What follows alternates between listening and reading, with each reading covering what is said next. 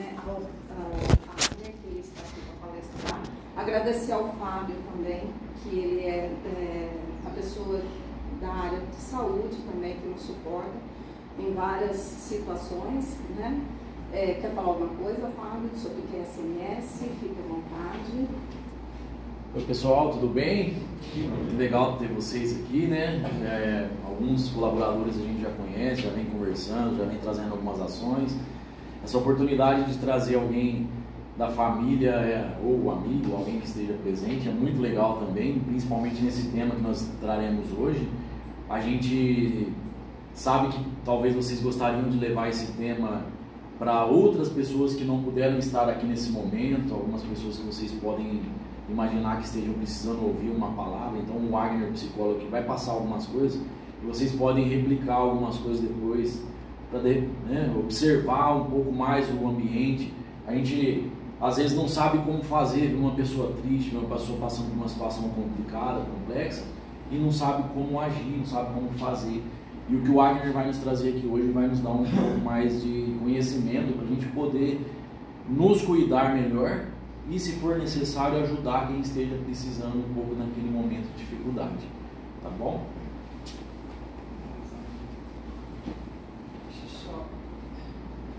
Deixa eu me apresentando, tá? Bom dia, pessoal. Bom dia. Alguém aqui já passou por psicólogo ou psiquiatra? Nunca passou? Psiquiatra, alguém? Neurologista? Eu já. Neurologista? Psiquiatra. Certo. Exames de rotina, quem faz aqui a cada 6 meses?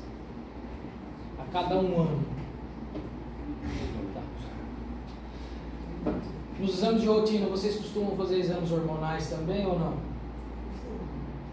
É importante isso, tá? Geralmente quando eu vou dar palestra eu pergunto isso porque assim, muitos separam corpo e mente, mas a gente está na luta, principalmente os especialistas em saúde mental, nós estamos na luta para não existir essa nomenclatura saúde mental, porque não existe saúde só na cabeça e não existe saúde só no corpo. Corpo e mente são integrados, ninguém é separado. Ninguém deixa a cabeça em casa, ninguém traz só o corpo, ou ninguém só traz a cabeça e deixa o corpo em casa. Então, até por conta do estigma, os profissionais de saúde mental, a gente está tentando unificar isso. Saúde. O importante é ter saúde. Da mesma forma que a gente busca todos os anos fazer check-up, né? A gente fala check-up aí, fazer a bateria de exames inicial em janeiro, ou faz no final do ano. Por que a gente não faz também esse check-up aí anual na psicologia, na psiquiatria, assim como a gente vai no cardiologista, assim como nós vamos nos neurologistas? Quem aqui vai todos os anos, assim como vai no clínico geral, vai no psicólogo, psiquiatra para ver como é que tá? Tá bem saindo da terapia? Então você já está bem habituado, né? Esse mouse aqui, ele não é sem fio não, né? Não, eu estava até... Ô Bruno, tem Para mim, trocando o slide, deixa só... Eu vou passando. Pode? Pode deixar, eu vou passando. Tá. Pode passar. Só me apresentando um pouquinho, tá? Eu sou psicólogo, neuropsicólogo, sou professor tanto de pós-graduação quanto em escola particular também. Fora isso, sou palestrante, tenho especialização em saúde mental, neurobiologia e psicofarmacologia. Algumas das áreas que eu atuo. Sou avaliador psicossocial, não sei se vocês aqui já fizeram avaliação psicossocial, espaço confinado de altura, também trabalho com esse tipo de serviço. E a minha vida eu ganho assim, tentando conscientizar as pessoas sobre a saúde mental, a importância que nós temos, tá? De trabalhar esses temas e tentar conscientizar. O Setembro Amarelo está aí, abre bastante portas para muitos eventos, isso é importantíssimo, mas a saúde mental a gente tem que trabalhar o ano inteiro. Tá? É muito importante nós trabalharmos esse tema. Tá? Pode passar, por favor. Alguns dados, tá? Hoje nós sabemos que o Brasil é o país mais ansioso do mundo e o segundo mais deprimido do mundo, tá? Segundo a OMS, nós somos o mais ansioso do mundo e o mais deprimido do mundo. O segundo mais deprimido do mundo. Primeiro, mais ansioso, o segundo mais deprimido do mundo. De acordo também com a OMS, desde 2016 a gente perde cerca de $1 trilhão anualmente por não tratar doenças mentais, principalmente ansiedade e depressão. Então a gente deixa de ganhar $1 trilhão aí anualmente por não tratar ansiedade e depressão. Então, por isso as empresas hoje estão focadas, estão já querendo trabalhar esses temas, justamente porque a gente sabe que hoje cerca de muitas pessoas no Brasil, no mundo, nós somos 1 bilhão de pessoas, isso quando é notificado, tá? A gente vai saber que é muito maior número. Tem muitas pessoas ainda que têm resistência em passar em psicólogo, psiquiatra, por achar que ainda é para louco, ou achar que é algo mais elitizado, tá? E a gente está tentando quebrar esse paradigma. Nós somos mais de 1 bilhão, com certeza, de pessoas com problemas mentais, e se vocês não conhecem alguém, ou já passaram por isso, ou conhecem, ou tem alguém próximo que já passou por algum transtorno mental. Bom, você quer que eu vou passando? Mas acho que não deu muito. No samba? Não deu samba, não. Ô, Agner, quando você diz que perde 1 trilhão, aonde que está essa perca? Como que perde esse 1 trilhão? É até importante você falar isso. E assim, pessoal, a palestra eu gosto que seja bastante horizontal. Assim, se vocês tiverem dúvida, pode ir parando e perguntando, porque eu gosto disso. Uma das coisas que eu mais gosto é de falar sobre saúde mental. Então, podem perguntar, eu acho interessante essa pergunta. Esses dados, eles são por conta de afastamentos, aposentadorias, por conta de transtornos mentais, indenizações, empresas que vão pagando indenizações, e também porque muitos desses casos, a gente perde, vocês vão ver na minha palestra, mais de 1 milhão de pessoas anualmente pelo suicídio. Então, geralmente eram vidas que eram produtivas. Eles vão estimando, esse número é subnotificado, tá? É bem maior, eles estimam que o número é 3 vezes maior do que é notificado, porque, infelizmente, a maioria de Mojimirim aqui, Mogi Guaçu, eu não tenho alguns estudos de Mogi Guaçu, mas a Shirley me falou que Mogi Guaçu tem altos índices de suicídio, por exemplo. E geralmente as pessoas não têm os dados, porque é pouco noticiado, porque tem que ter todo um aparato técnico, tem que ser consciente essa notificação, senão cria um efeito verde, que é o aumento desses dados exponenciais. Mas os dados, eles advêm disso. Então deixa de ganhar, porque imagine você que você tem vários colaboradores que estão afastando, e aí você tem custo para isso, e você deixa de produzir. Então, por isso que chega nesses números aí, que eles já estima-se que é subnotificado, ou seja, é de 2 a 3 vezes maior os números. Só que muitas vezes não é notificado. Muitas vezes uma pessoa tem suicídio, vai para o pronto atendimento, chega lá, o médico medica, se foi um corte no pulso, faz a sutura, não trata, a saúde mental vai lá para casa, aí a pessoa vai para casa e acaba se suicidando, pela falta de preparo para lidar com isso. E vocês vão saber também que de todo o dinheiro arrecadado para a saúde mundial, 1% só vai para a saúde mental. Então, para quem não tem convênio médico, o SUS acaba não cobrindo muito bem, quando cobre grupos, aí tem terapias que precisa individual. Então, por isso que a gente chega nesses números. Tá? Pode passar. Eu sei que ela mexeu lá. Não tem problema. Eu vou dando continuidade. Tá. E aí, o próximo slide seria um subsintoma, tá, de doenças mentais, que é o uso de álcool.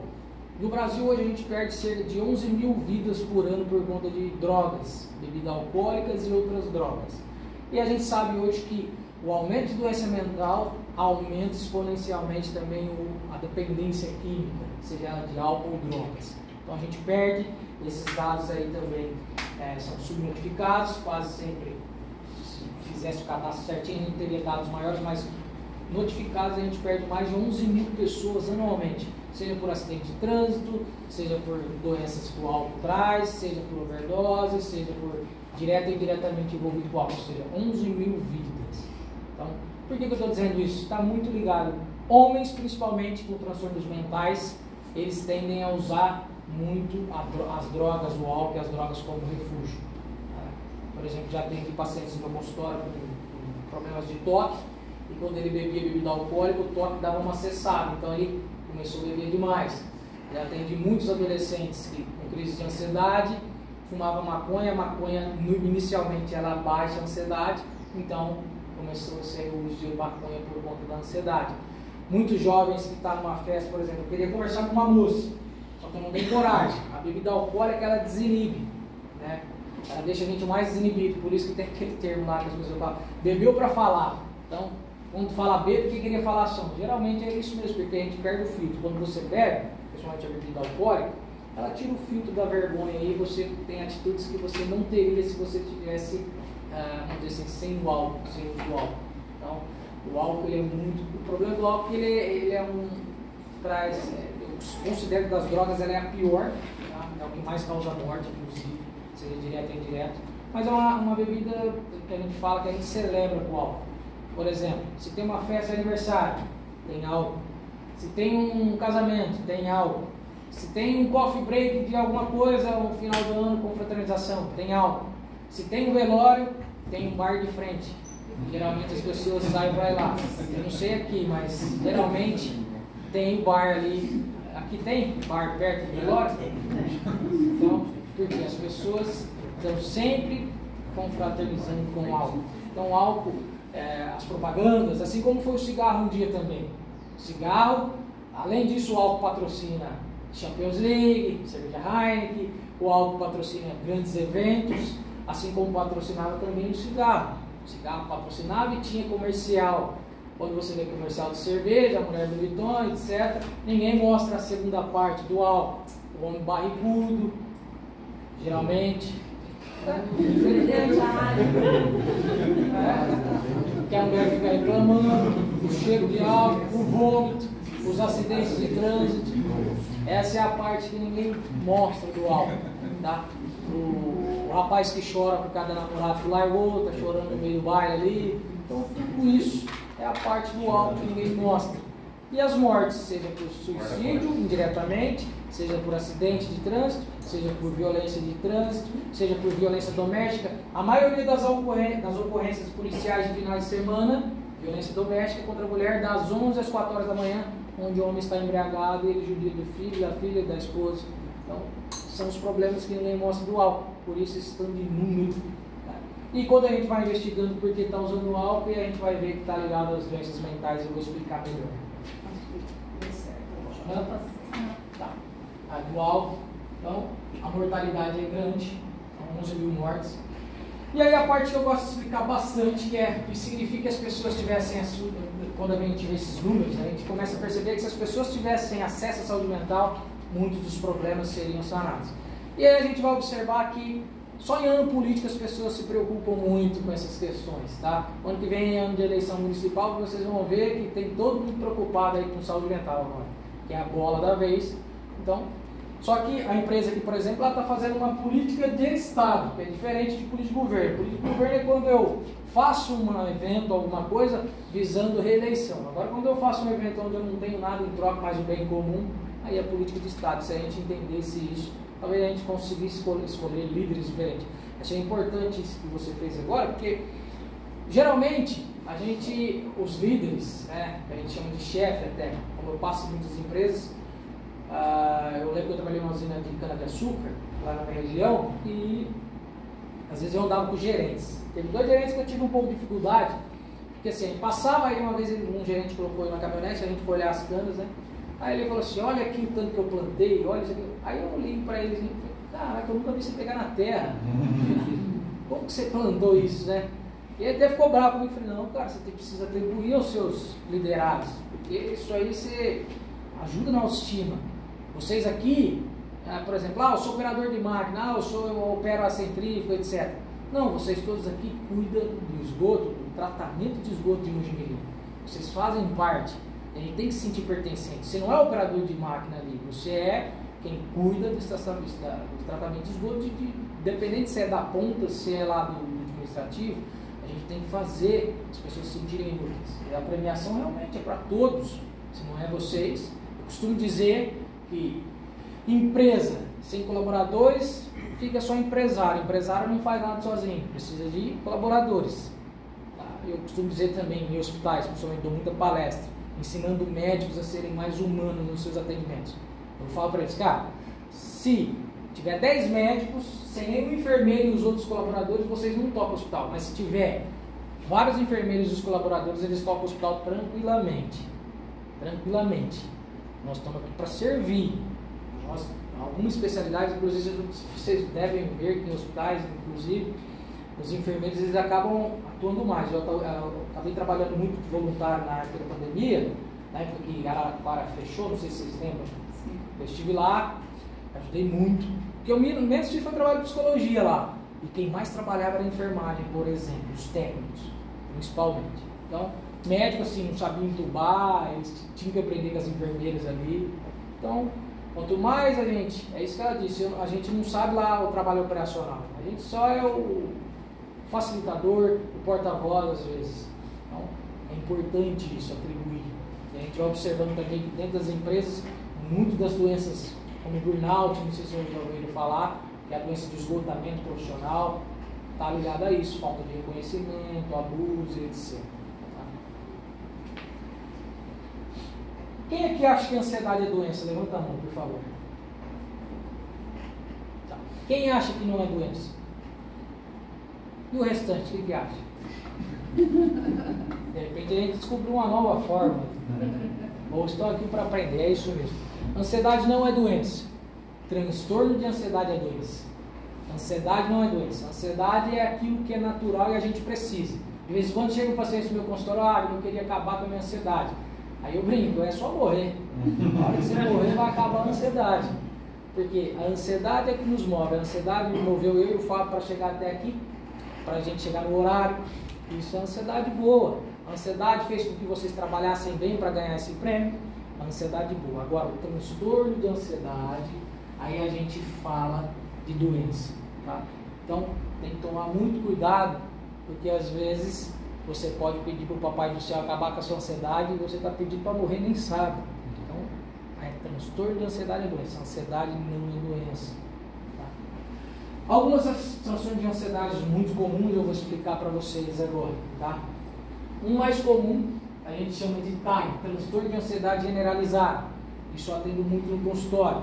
Geralmente pessoas com TAG são aquelas que estão preocupadas com tudo e todos do tempo todo. São aqueles pacientes que chegam e reclamam que estão sempre cansados, eles deitam para dormir e aí começa a passar 1000 coisas na cabeça.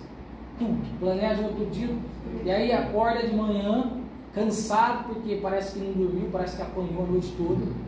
E aí faz uma lista de coisas para fazer durante o dia, chega no final do dia se sente incompetente porque não conseguiu fazer nada, ficou procrastinando muito e tem a sensação de que não fez nada. E aí eu vou explicar mais aprofundadamente sobre o TAG. Depois nós temos o pânico, o ataque de pânico. É um dos transtornos também mais comum que a gente tem e é um dos transtornos que mais leva os pacientes aí a pronto atendimento. E aí vai eu diria um ralo, tá? Porque do dinheiro público.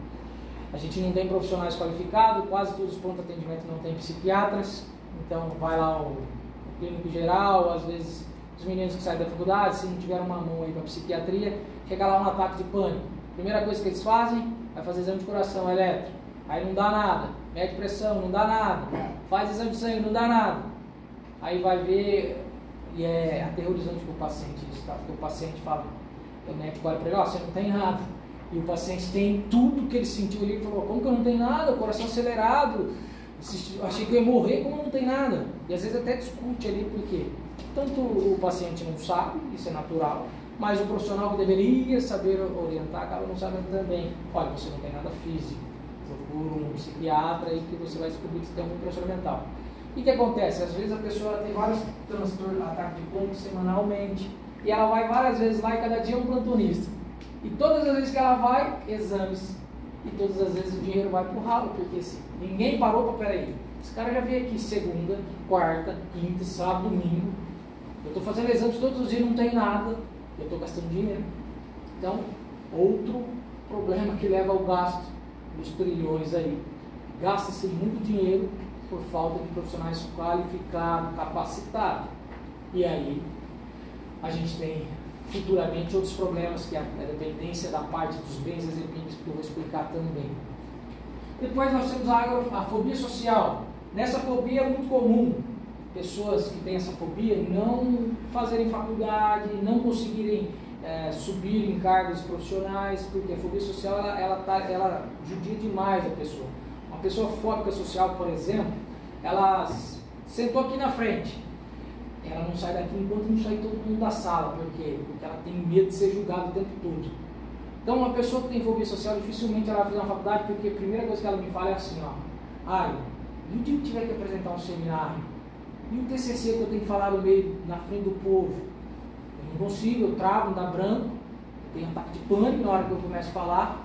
Então, as fobias sociais, elas trazem grandes prejuízos. Então, a pessoa deixa de fazer uma faculdade, ela deixa de, às vezes, estar num DDS, uma reunião para uma solução. Ela tem a solução, ela sabe o que falar, mas ela não consegue falar por medo de ser julgado. De repente, ela daria para o gestor uma solução para uma coisa numa reunião ali, mas ela não fala. E aí passa direto, passa batido, ou alguém fala e ganha promoção e ela fala, meu Deus, eu sabia. Então, olha os prejuízos que uma pessoa com fobia social tem. Fora as outras coisas, tá? Problema com relacionamento. Então, a fobia social é um grande gatilho para bebida alcoólica, porque geralmente quando bebe a gente perde esse filtro. E aí ela bebe, ela se sente bem, ela começa, toda vez ela relaciona o quê? Não, eu saí aquele dia, a hora que eu bebi, eu conversei, fiquei mais sociável. Ela começa a beber sempre, porque ela associa a bebida como algo bom nesse sentido. Então, começa a trazer outros problemas sociais aí. A maioria das pessoas fóbicas sociais, e às vezes são pessoas inteligentíssimas. Estava conversando com o Fábio, tem um colega nosso amigo, médico, psiquiatra, um cara muito bom tecnicamente, a gente trabalha em conjunto. Só que na hora de falar em público assim, ele não consegue. Com muitas propostas aí, ele perde por conta ele não consegue falar. Tem pessoas que não conseguem falar, trava, começa a ter ataque cardíaco. Inclusive, alguns, não sei se perceberam, mas as avaliações hoje em escolas públicas ou particulares, os TCCs, não é mais aquela apresentação de bancada. Eles estão tentando cortar isso. É banner, ou às vezes algumas pós até não pedem mais isso porque. Em 2018, em Ribeirão Preto, uma aluna de Direito da UNAERP, por conta dessa fobia social, ela teve um ataque cardíaco e faleceu. Pessoas com ansiedades que não tratam, futuramente vão ter arritmias cardíacas, porque a ansiedade dispara demais do coração, então você vai desenvolver uma arritmia cardíaca. Percebem, pessoal, o quanto isso é importante, a gente saber, cuidar e tratar disso? E aí a gente pula para a questão da fobia específica, porque até pula na agorafobia, depois eu volto, mas a fobia específica, aquelas pessoas que têm medo de borboleta, barata, não brinquem com isso, agulhas, não brinquem com isso, porque a pessoa, se ela tiver um probleminha de coração, ela pode infartar. Então não se brinca com isso, jogar borboleta no outro tem medo, então cuidado com isso. As fobias específicas, elas também causam um grande transtorno, lembrando essa questão, a gente não sabe se eu tenho problema cardíaco. E ela pode desenvolver futuramente. Tá? A agrofobia, geralmente essas três fobias aqui andam bem juntas, tá? Geralmente quando o paciente tem um ataque de pânico, isso para quem tem filho pequeno, tá? A criança tem um ataque de pânico na escola. O pânico ele tem um pico de 0 a 10 minutos. Isso por isso que muitas pessoas assim, tem um ataque de pânico em casa, corre para o hospital. Esse tempo de ir para o hospital já vai baixar. Aí ela acha que não, passei mal, tem que correr para o hospital. Aí chega lá, baixa, aí ela acha que o ir para o hospital, às vezes um médico experiente ele vai dar um placebo, um remédio placebo ali, ele acha que baixou o sintoma. Agora vamos pensar numa criança que tem um ataque de pânico na escola. O tempo que ele liga para a mãe chega lá, busca, ele melhora. Então ele começa a achar que a escola está dando ataque de pânico. Uma das orientações que eu dou para os professores, diretores e pais, não tira da escola. Porque se ele internalizar isso, lembrando pessoal, a gente aprende tudo. Inclusive coisa ruim a gente aprende rapidinho. Então, ele internaliza que é a escola, aí ele vai desenvolver a agrofobia, que é a fobia de estar em público, em multidões, em lugares fechados. E aí tem problemas graves. Inclusive já tive pacientes que ficou... O último paciente que eu atendi com esses três transtornos, ele ficou 10 anos sem sair de casa. 10 anos. Um garoto de 17, eu fui atender ele com 27 já, ele não saiu de casa. Hoje, graças a Deus, ele está indo na rua já, ele não ia antes. Parou o tratamento, ele ia continuar, não sei como que está, já tem um ano mais ou menos, mas ele, quando ele estava tratando, ele estava indo na rua já. Mas ele não saía de casa, não conseguia. Por quê?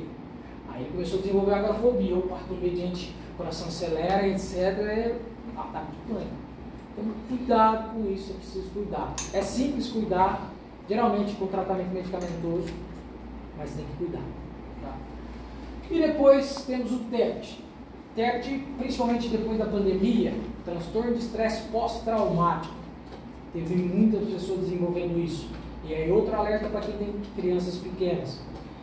10 vezes maior uma criança tem chance de desenvolver TEPT. Por que, geralmente em grupos de família, muitos mandam acidentes às vezes. E a criança tem acesso àquelas imagens ruins ali. O TEPT você pode desenvolver vendo ou passando pelo evento. Por isso que Verdatena, essas coisas é muito complicado, pode trazer grandes traumas. Tem pessoas que, porque viu da Atena, o filho vai para São Paulo, não, você vai para São Paulo, porque vai lá de São Paulo vai acontecer alguma coisa com você, porque mostra coisa ruim. A pessoa desenvolve TEPT ali. E na pandemia, como eu trabalhei de voluntário, eu vi muitos enfermeiros desenvolvendo TEPT. Porque assim, eu chegava de manhã, num quarto de UTI, ou num quarto normal, onde o pessoal estava só com balão de oxigênio, tinha 6 pessoas. Aí eu almoçava, voltava, tinha 4 pessoas que tinham trocado ali. No começo eu perguntava, aí teve algo? Não, morreram. Então, fluxo de morte muito grande ali. E aí, qualquer espirro que a gente dava, a gente já começou a estou com Covid agora. E o TEPT é isso. É um estresse pós-traumático. Após um trauma, você vai ter alguns sintomas que eu vou citar aqui. E foi muito comum isso depois da pandemia. Muitas pessoas morreram de pânico mesmo. Mais de ansiedade, que aí piorava, né? Toda vez que você tem um ataque de pânico, alguma coisa assim, você é hiperventila, então o oxigênio diminui, já estava ali com um problema pulmonar, se sua respiração fica mais ofegante. Quer dar um exemplo? Toda vez que você desce com um balão de oxigênio, quando vai fazer um mergulho, se você está muito ansioso, se o seu oxigênio era de 1 hora, ele começa a diminuir, fica 30 minutos, 20 minutos, ou seja, pessoas que já estavam com problemas pulmonares ali, ficando ansiosas, e aí a respiração diminui ainda mais. E acabava entrando numa intubação, muitas vezes, por conta disso. A ansiedade matou muita gente na pandemia. Tá certo que o vírus colaborou, mas a ansiedade piorou isso. E depois disso, muitas pessoas perderam entes queridos, pessoas que aparentemente eram sadias, estavam no dia a dia, ou seja, perda, estupro, acidente grave, se você vê, tudo isso pode levar a um TEPT, transtorno de estresse pós-traumático. E por último, eu já te antecipei, que é o álcool e drogas. Tá? Álcool e drogas, todas as vezes que eles estão envolvidos, a gente sabe que tem um transtorno por detrás disso. Ela acaba sendo um sintoma. Ah, mas eu bebo socialmente. Ah, todos os dias? Todos os dias você já é um dependente. Ninguém bebe socialmente se bebe todos os dias. Ah, não, mas eu bebo socialmente, eu bebo só 10 garrafinhas. Eu falei, caraca, socialmente é 2 doses, é 2 copos. Socialmente é isso. Passou de 2 doses, já não é socialmente mais. Eu bebo socialmente? Não, se você bebe 2 doses por final de semana, é socialmente. Agora, se você bebe 2 doses todos os dias, na hora que sai do trabalho, já não é social mais. Aí já virou um refúgio. E aí a gente vai discursar sobre isso também. Aprofundando um pouquinho, tá? Nas questões dos sintomas do TAG aí, do transtorno de ansiedade generalizada. É muito comum, tá? A gente ver nesses pacientes esses sintomas, como falta de concentração. Muitos pacientes chegam no meu consultório, está na moda, né? Eu acho que eu estou com TDAH, eu estou desatento, mas vai ver é uma ansiedade. Porque a ansiedade, ela tira a nossa concentração. Imagina você chega aqui pensando, você chega de manhã para o café da manhã pensando no almoço, você come um café que você nem vê. Então, a concentração sua vai embora. Está preocupado com tantas coisas ao mesmo tempo, então é muito comum falta de concentração, sensação de fadiga, então está sempre cansado, porque o cérebro ele gasta muita energia. Então, se a gente fica pensando em muitas coisas, é muito comum você ver alterações de sono e apetite, tá? Muito comum, principalmente sono. As pessoas com TAG reclamam muito para mim que tem dificuldade de dormir, ou quando dorme picado, acordando muito na noite. Então, toda hora, qualquer barulhinho, qualquer coisa, está acordando. Esses são os sintomas aí do sono do TAG. Eu costumo separar, pessoas com ansiedade geralmente demoram para pegar no sono, mas depois demoram para pegar no sono e tem um sono picado, e os deprimidos dormem, mas acordam às 3 horas da manhã. É o horário do deprimido. O deprimido sempre acorda umas 3, 4 horas da manhã e não dorme mais. Já o ansioso ele fica dormindo picado ou demora para pegar no sono. É uma grande diferença aí. E o excesso de preocupação é muito comum, tá? Preocupado com tudo e todos ao mesmo tempo. Preocupado com tudo. É aquele geralmente que está lá na centrífuga, que você disse? Está lá na centrífuga, aí alguém passou, se ele quer falar com você. Mas pode ir lá na hora do almoço. Ele falou às 7 horas da manhã, esse cara já não vai produzir mais. Ele fala, o que eu fiz? Será que eu aprontei alguma coisa? Será que eu errei? Será que eu deixei de abrir uma válvula? O que vai acontecer? E empresas que tem empresas maiores têm muita rádio peão. Ouve de um jeito uma coisa e fala, os diretores estão aí, sei não, acho que eles vão vender. Aí ia vender açúcar, aí sai lá na ponta como vai vender a empresa, passa assim, não, parece que eles vão passar a vender açúcar, né, a usina, é a granel agora. Aí vai lá na ponta da tarde até seu pai, que eles vão vender a empresa. Então, os ansiosos, eles ficam já assim, se preocupando com tudo, todo tempo. Principalmente com tarde. E aí você vai ver também muita irritabilidade nessas pessoas. Como ela está muito preocupada com tudo, ela fica o tempo todo achando e pensando coisas negativas. Nunca é coisa positiva. Ah, vou fazer uma viagem. Ai, meu Deus do céu, se acabar o freio, será que eu vou... Então fica sempre pensando de forma catastrófica.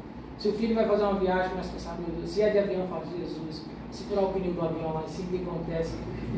Se furar o pneu, não tem problema nenhum, porque o avião voa. Então, mas ele fica ali, sempre ruminando. Tá? E tensão, é muito comum esses pacientes chegarem reclamando de dores nos ombros, sensação de chumbo nas pernas, dores lombares. É muito comum esses pacientes contarem reclamar disso. Dor de cabeça, dor de estômago. E aí é engraçado, assim, falar disso, da questão do gasto intestinal. Pessoas ansiosas, geralmente, quando vai ter uma viagem, começa a apresentar ânsia de vômito, diarreia, porque o intestino hoje é considerado o segundo cérebro humano. É nele que a gente produz a serotonina.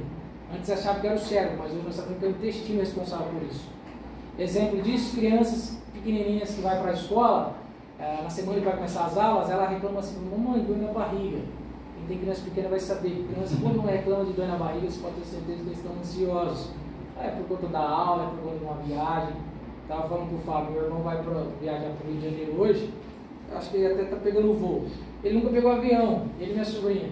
Eles já estavam com diarreia, dor de barriga, vômito. Eu falei, cara, ele falou, será que eu peguei alguma virose? Eu falei, não é virose, isso aí que você está ansioso quando é sua viagem e tudo mais. Porque mexe com o gasto intestinal. Tá? Eu vou até compartilhar algo aqui, por exemplo, chegando na época do casamento meu, nossa senhora, os noivos então, mas não é por causa da festa, é por causa dos gastos. Geralmente os homens é por causa dos gastos, a mulher é por causa do vestido que vai experimentar. Então é muito comum isso, tá? Além do coração acelerado, alguém se identificou aí? Fernando é como vai falar. Eu conto, você conta. Pega, brother. Quer falar aí? Quer falar, desabafar um pouquinho? Depois você conta pra nós. Geralmente o casamento está causando mais depressão do que ansiedade. Você nunca sabe quando a esposa o que ela quer, né? Ela fala, meu Deus. Daqui 3 anos você volta para cá. Pensamentos acelerados, tá? E as dores. Vai precisar de terapia. Vai no meu vídeo depois de Perde muito cabelo depois de casa? É só você ver o vídeo da Cezanne no começo. Você era cabeludo. Bastante. Mas foi a Cezanne ou a mulher mesmo? Foi o casamento. Ah, o casamento. Não é nem a esposa, é o casamento. É o fato que ela tinha que trocar o nome, então, né? Então a gente vai para o ataque de pânico. Os sintomas mais comuns é o coração acelerado, falta de ar, sensação, assim, esse medo de morrer é muito iminente em quem tem um ataque de pânico. Alguém já teve ataque de pânico aqui? Coração acelera, falta de ar, às vezes, porque assim, quando você... O pânico, o que é o pânico? Vou explicar para vocês o que é o pânico. Imagine vocês, que estamos nós todos aqui, e ali aparece um leão. O seu pupila vai dilatar, sua pupila vai dilatar, seu coração acelera, os vasos dilatam. Então, para você fugir ou enfrentar esse leão.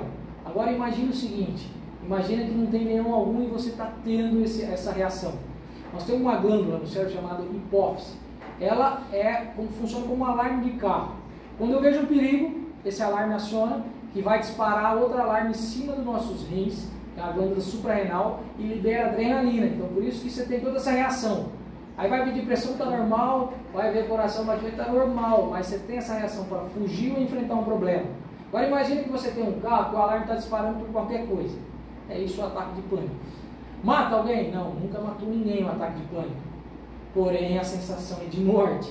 Então por isso que a pessoa corre para o atendimento achando que está infartando, porque começa a sentir o coração acelerado, às vezes formiga o braço, dói o peito. A sensação é de morte mesmo, por isso que quem tem ataque de pânico sabe o que eu estou falando. É muito doloroso. E aí, se você não trata ou tem um profissional especializado ali que vai te orientar que isso é normal, o que acontece? Você vai desenvolver outros problemas, como depressão ou ansiedade generalizada. Então, por isso que a gente tem que cuidar. Mas é um dos transtornos mais fáceis de cuidar. Dentro da psiquiatria e da psicologia, a gente tem respostas rápidas. Com Apesar do nome, né? Ah? Apesar do nome. Sim. Porque daí você fala pânico, você já acha que, nossa, já tá ali no medo de morrer. Nossa, eu tô com pânico. Eles colocaram justo esse nome por conta disso, essa sensação de morte que a pessoa tem. E aí o nome que eles acharam para definir é isso. E tá ligado a um deus grego, que era o Pan, né? Ele era um bicho lá e assustava a população. Então é um susto mesmo. Então é diferente de a gente saber. O transtorno de pânico é algo que desencadeia, tipo assim, nossa, eu fico preocupada, nossa, eu tenho um boleto para pagar o mês que vem. Isso é um transtorno de pânico ou isso é um transtorno de ansiedade? Transtorno de ansiedade. De ansiedade. A diferença está aí, é importante você falar isso, porque assim, algumas pessoas confundem muito crise de ansiedade com ataque de pânico. Ataque de pânico vem do nada. Crise de ansiedade tem alguma coisa futura que eu estou pensando de forma catastrófica. Tem o boleto, eu estou com o dinheiro do boleto, mas aí eu penso, mas e aí, se o meu pneu furar, se meu filho ficar doente, eu não vou conseguir pagar esse boleto. Aí você pode ter um ataque de pânico, mas é a crise de ansiedade. O ataque de pânico propriamente dito, ele vem do nada. Estou aqui na reunião, de repente vem um ataque. Estou dormindo, acordo com o ataque. É do nada. Não tem um antecedente. Tá? Ele vem do nada. Não tem um motivo aparente. Embora... Não tem nenhum estudo que diz o porquê que é uma reação química. O pânico. É uma reação química. Uma reação química. Isso. O estudo é uma reação química. Dentro dessas colocações aí, eu poderia estar colocando sensação de gases. Também pode acontecer. Principalmente quem tem problemas ansiosos, tem muito problema com gases. Prisão de ventre, gasto intestinal, tem muitos problemas. É muito comum por conta do intestino. O intestino é quem produz a serotonina. Não é o cérebro. As pessoas, a medicina achava que era o cérebro antigamente. Hoje se sabe que é o intestino. Às vezes o órgão, a pessoa falece e um dos últimos órgãos a parar, ele tem meio que uma vida involuntária sozinho, é o intestino. Muitas vezes o intestino ainda está funcionando da pessoa. Inclusive alguns mortos soltam alguns gases depois de morto.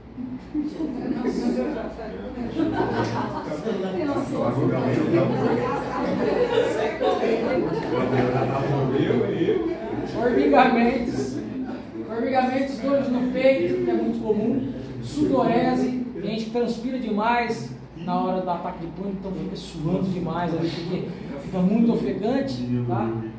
Sensação de desmaio acontece com algumas pessoas também, tem gente que acha que vai desmaiar e tem a sensação de desmaio mesmo, tem alguns até desmaiam, é mais raro, mas acontece. Depois nós temos a fobia social, como eu disse para vocês, é um desconforto em falar em público ou ter outras pessoas observando. Geralmente, tá, as pessoas com fobia social, eles têm essas dificuldades aí. Ah, vai ter que falar na frente do povo. O cara fala bem, ele é inteligente, mas ele começa a gaguejar, fala com uma voz mais trêmula, e às vezes ele trava. Isso acontece muito com pacientes com fobia social. Eles não conseguem falar, trava, dá branco, em situações onde eles vêm falar, e imagina um seminário que vale embora. Então ele tem grandes dificuldades com isso aí. Tá? Além disso, medo de situações sociais. Isso aqui é engraçado, que eu já vi pacientes que chegavam em eventos assim, e davam vontade de ir no banheiro, e ele sentou numa cadeira onde tinha que passar na frente de 3 pessoas. Não levanta para ir. Com medo de ser julgado, medo de que alguém achar que ele está fazendo uma atitude errada. Então ele fica esse tempo todo com isso na cabeça. A fobia social é o medo de ser julgado o tempo todo, mesmo quando a pessoa evita às vezes de ir num barzinho, a pessoa às vezes evita em eventos de família. Ah, mas família e familiar também. Então tem sempre mais calado, são aqueles que guardam muitas coisas e aí pode desenvolver uma depressão, por conta desse medo de julgamento intenso. E essa ansiedade excessiva, né? Porque é justamente assim, ó, ele tem a impressão que vários estão, mesmo que ele não seja o centro da atenção, ele acha que está todo mundo o tempo todo julgando ele. Estou aqui sentado pensando, nossa, eu vou olhar para trás, não está tudo olhando para mim. E o pessoal está aqui prestando atenção em outras coisas, mas quem tem fobia social acha que está tudo olhando para ele. Então, tem que ter dificuldade. Daí uma palestra só de cada sintoma, só que eu estou falando pinceladamente, sim, para a gente ir andando, tá? A fobia específica, como eu disse para vocês, borboletas, avião, essa eu tenho desses dois, elevador e avião. Todas as vezes que eu sou contratado para... Você veio meu irmão, então é de família, né? Todas as vezes que eu sou contratado, e às vezes eu vou para São Paulo, e aí eu já falo, às vezes os contratantes acham que eu tenho frescura, mas falo, ó, a palestra geralmente eu costumo dar no térreo, se for prédio, mas não é porque geralmente, cara, se eu tiver que subir 20 andares, eu vou de escada, eu estou ferrado, chego lá para dar palestra já cansado. Então eu peço porque eu tenho dificuldade, eu passo muito mal em elevador e avião, então Só a base de Rivotril mesmo. Senão, porque sim, é uma fobia específica. Olha, você tem medo do avião cair? Não. Você tem medo do elevador quebrar? Não. É a sensação que eu tenho que é muito ruim. Isso vem de um trauma de infância. Quando eu era pequenininho, depois de fazer terapia, eu fui entender, estou tratando. Eu era pequenininho, eu tinha uns primos que eles pegavam, e não façam isso com crianças, vocês podem causar traumas. Lembre-se, estresse pós-traumático com criança é muito maior a chance.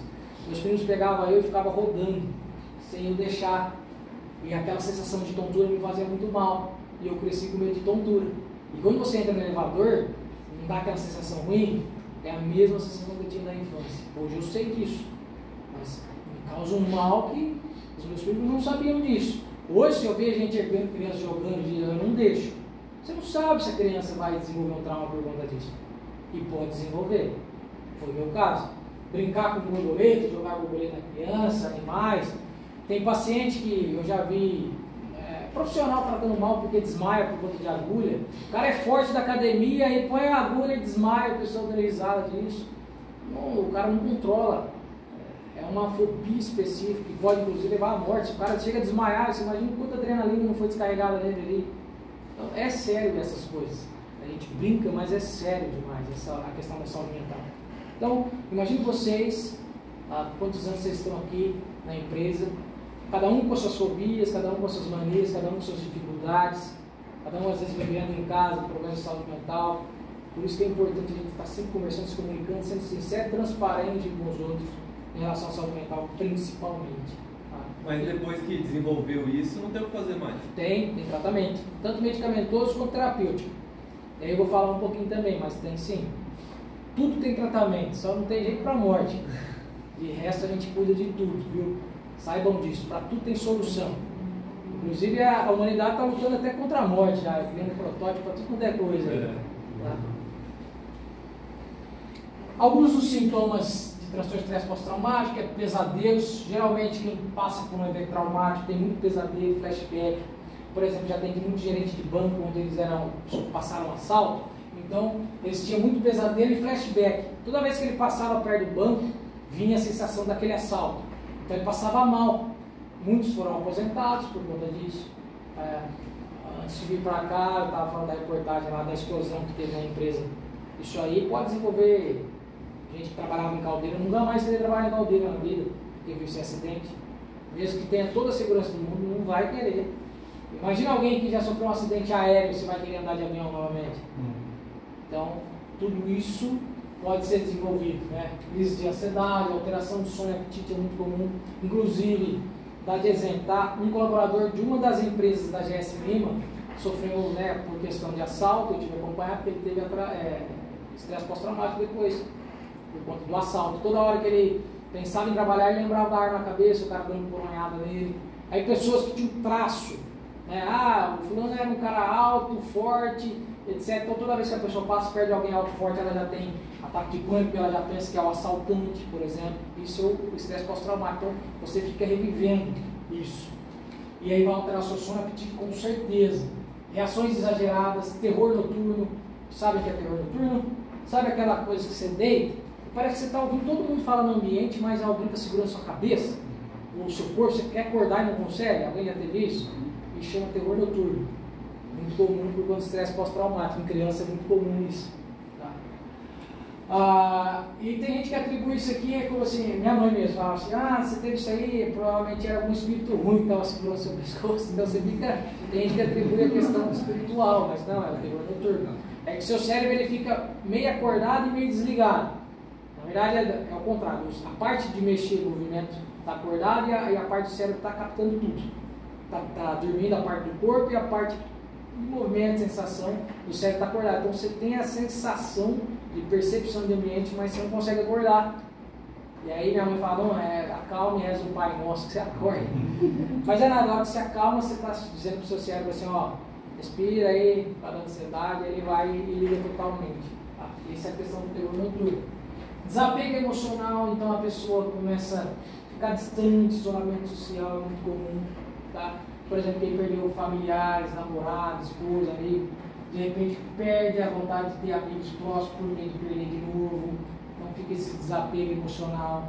É muito comum também em relações amorosas, quando tem um trauma nessa altura. Então fica com esse desapego emocional. Medo em excesso e a hipervigilância, que é o que eu disse. Eu fui assaltado por um fulano e tal assim à noite. Então, toda vez que eu passo naquele lugar, eu sinto as mesmas sensações. Então, esse é o TEPT que pode ser desenvolvido aí por traumas que a pessoa teve ou que ela presenciou. Eu coloquei um quadro aqui, pessoal, aqui para separar e até fazer um paralelo, porque às vezes no meu consultório é muito perguntado isso, mas quando que eu sei que é depressão, quando que eu sei que é ansiedade? Porque é muito parecido. Eu posso ter os dois transtornos? Sim, pode ter os dois transtornos. Muitos pacientes desenvolvem isso, tá? Mas a diferença é aqui, ó. No primeiro quadro a gente vê que os mesmos quadros que a gente vê em depressão, de sintomas, a gente vê na ansiedade. Então, fadiga, concentração prejudicada e sono.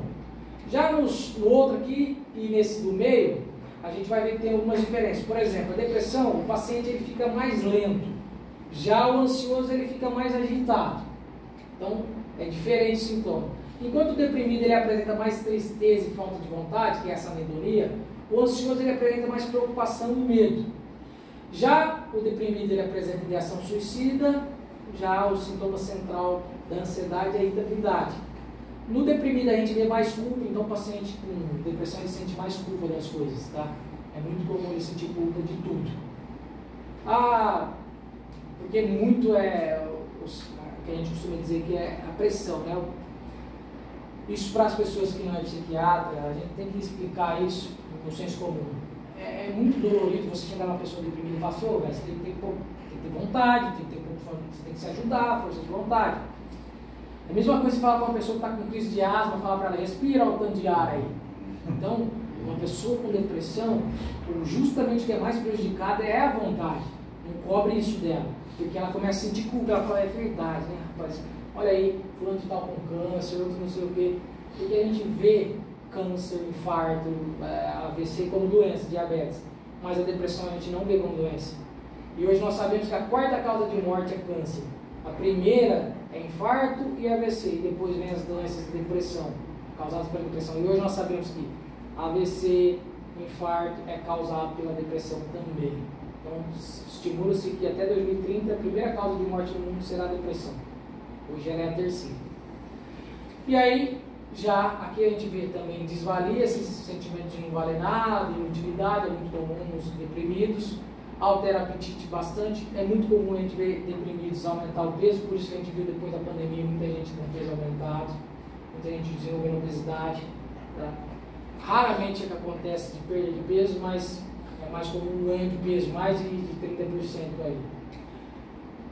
E a gente vai ver crise de pânico aqui, esquivafóbico. O que é essa esquivafóbica? Por exemplo, essa questão de eu pedir, quando vou dar palestra em prédios, eu falo para cemitério, é uma esquivafóbica. Eu não quero ser exposto ao elevador, então eu peço para ser no teto. Então eu estou me esquivando por conta de uma fobia.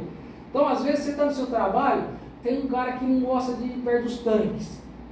Por que esse cara gosta de ir perto? De repente ele tem uma esquivafóbica, a gente não sabe se ele perdeu algum familiar afogado, a gente não sabe se ele tem hidrofobia, que é a fobia de água. Então tem muitas coisas, a gente não sabe se ele tem toque. Então tem tudo isso. Tá? E aí tem as compulsões. Compulsão é mais comum em mulher. Né? Mas, na verdade, mulher não tem muito aquilo de estar ansiosa comer doce, não, né? Ou comer demais quando está ansiosa. Tem? Mulher, vocês comem muito assim, chocolate, quando está ansiosa? Então, homem, talvez a compulsão dos homens aqui é gastar com jogos, gastar com ferramenta, mas mulher é mais comida, realmente. Então, não tem nenhum menino aí que gasta com aposta, jogos demais, não, né? E atenção, né? Sempre tensa, a pessoa ansiosa, ela está sempre tensa. Quando a gente entra na depressão, tá? Ainda há pessoas que acreditam que isso é frescura, vai acreditar mesmo depois que passa por isso. Mesmo tendo um familiar de primeiro grau, é muito difícil acreditar na depressão. Muitos acreditam ainda que é falta de Deus. Vocês acreditam que tem cura? Quem acredita que tem cura? Depressão, levanta a mão, quem acredita que tem cura? Vou responder vocês já. Quem acredita que a pessoa já nasce com depressão? 70% das crianças hoje já nascem com ansiedade, transtorno de ansiedade. A gente observa isso nas maternidades. Isso vem do DNA? Está no gene, sim, mas porque também está ligado, além do gene, hoje nós sabemos que com 45 dias de vida fetal, o bebê já sente tudo que a mãe sente. 45 dias de vida fetal.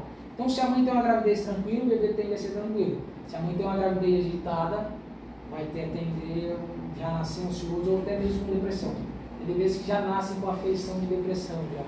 Eu fiquei um tempo de maternidade e observei isso. Tem bebês que já nascem já com afeição de depressão, porque a mãe já teve depressão. E daí você fez uma pesquisa em cima disso? A gente foi, a minha, não é minha pesquisa, na verdade são laboratórios grandes que têm essas pesquisas. Eu pude ver empiricamente. Tá? Já tinha pesquisa, eu só fui aumentando com a revisão bibliográfica. Mas já observam já as ansiedades, principalmente de bebês, crianças. Alimentação errada, lembrando que o intestino é quem produz a nossa serotonina. Geralmente as pessoas estão comendo muito mal hoje. Então, você come mal, você vai ter ingredientes ruins para o corpo também. E fora isso, essa correria do dia a dia que a gente está empregando a nós mesmos. Tá? A praticidade, que no final a gente vai ver praticidade mais nada. Porque hoje você tem que...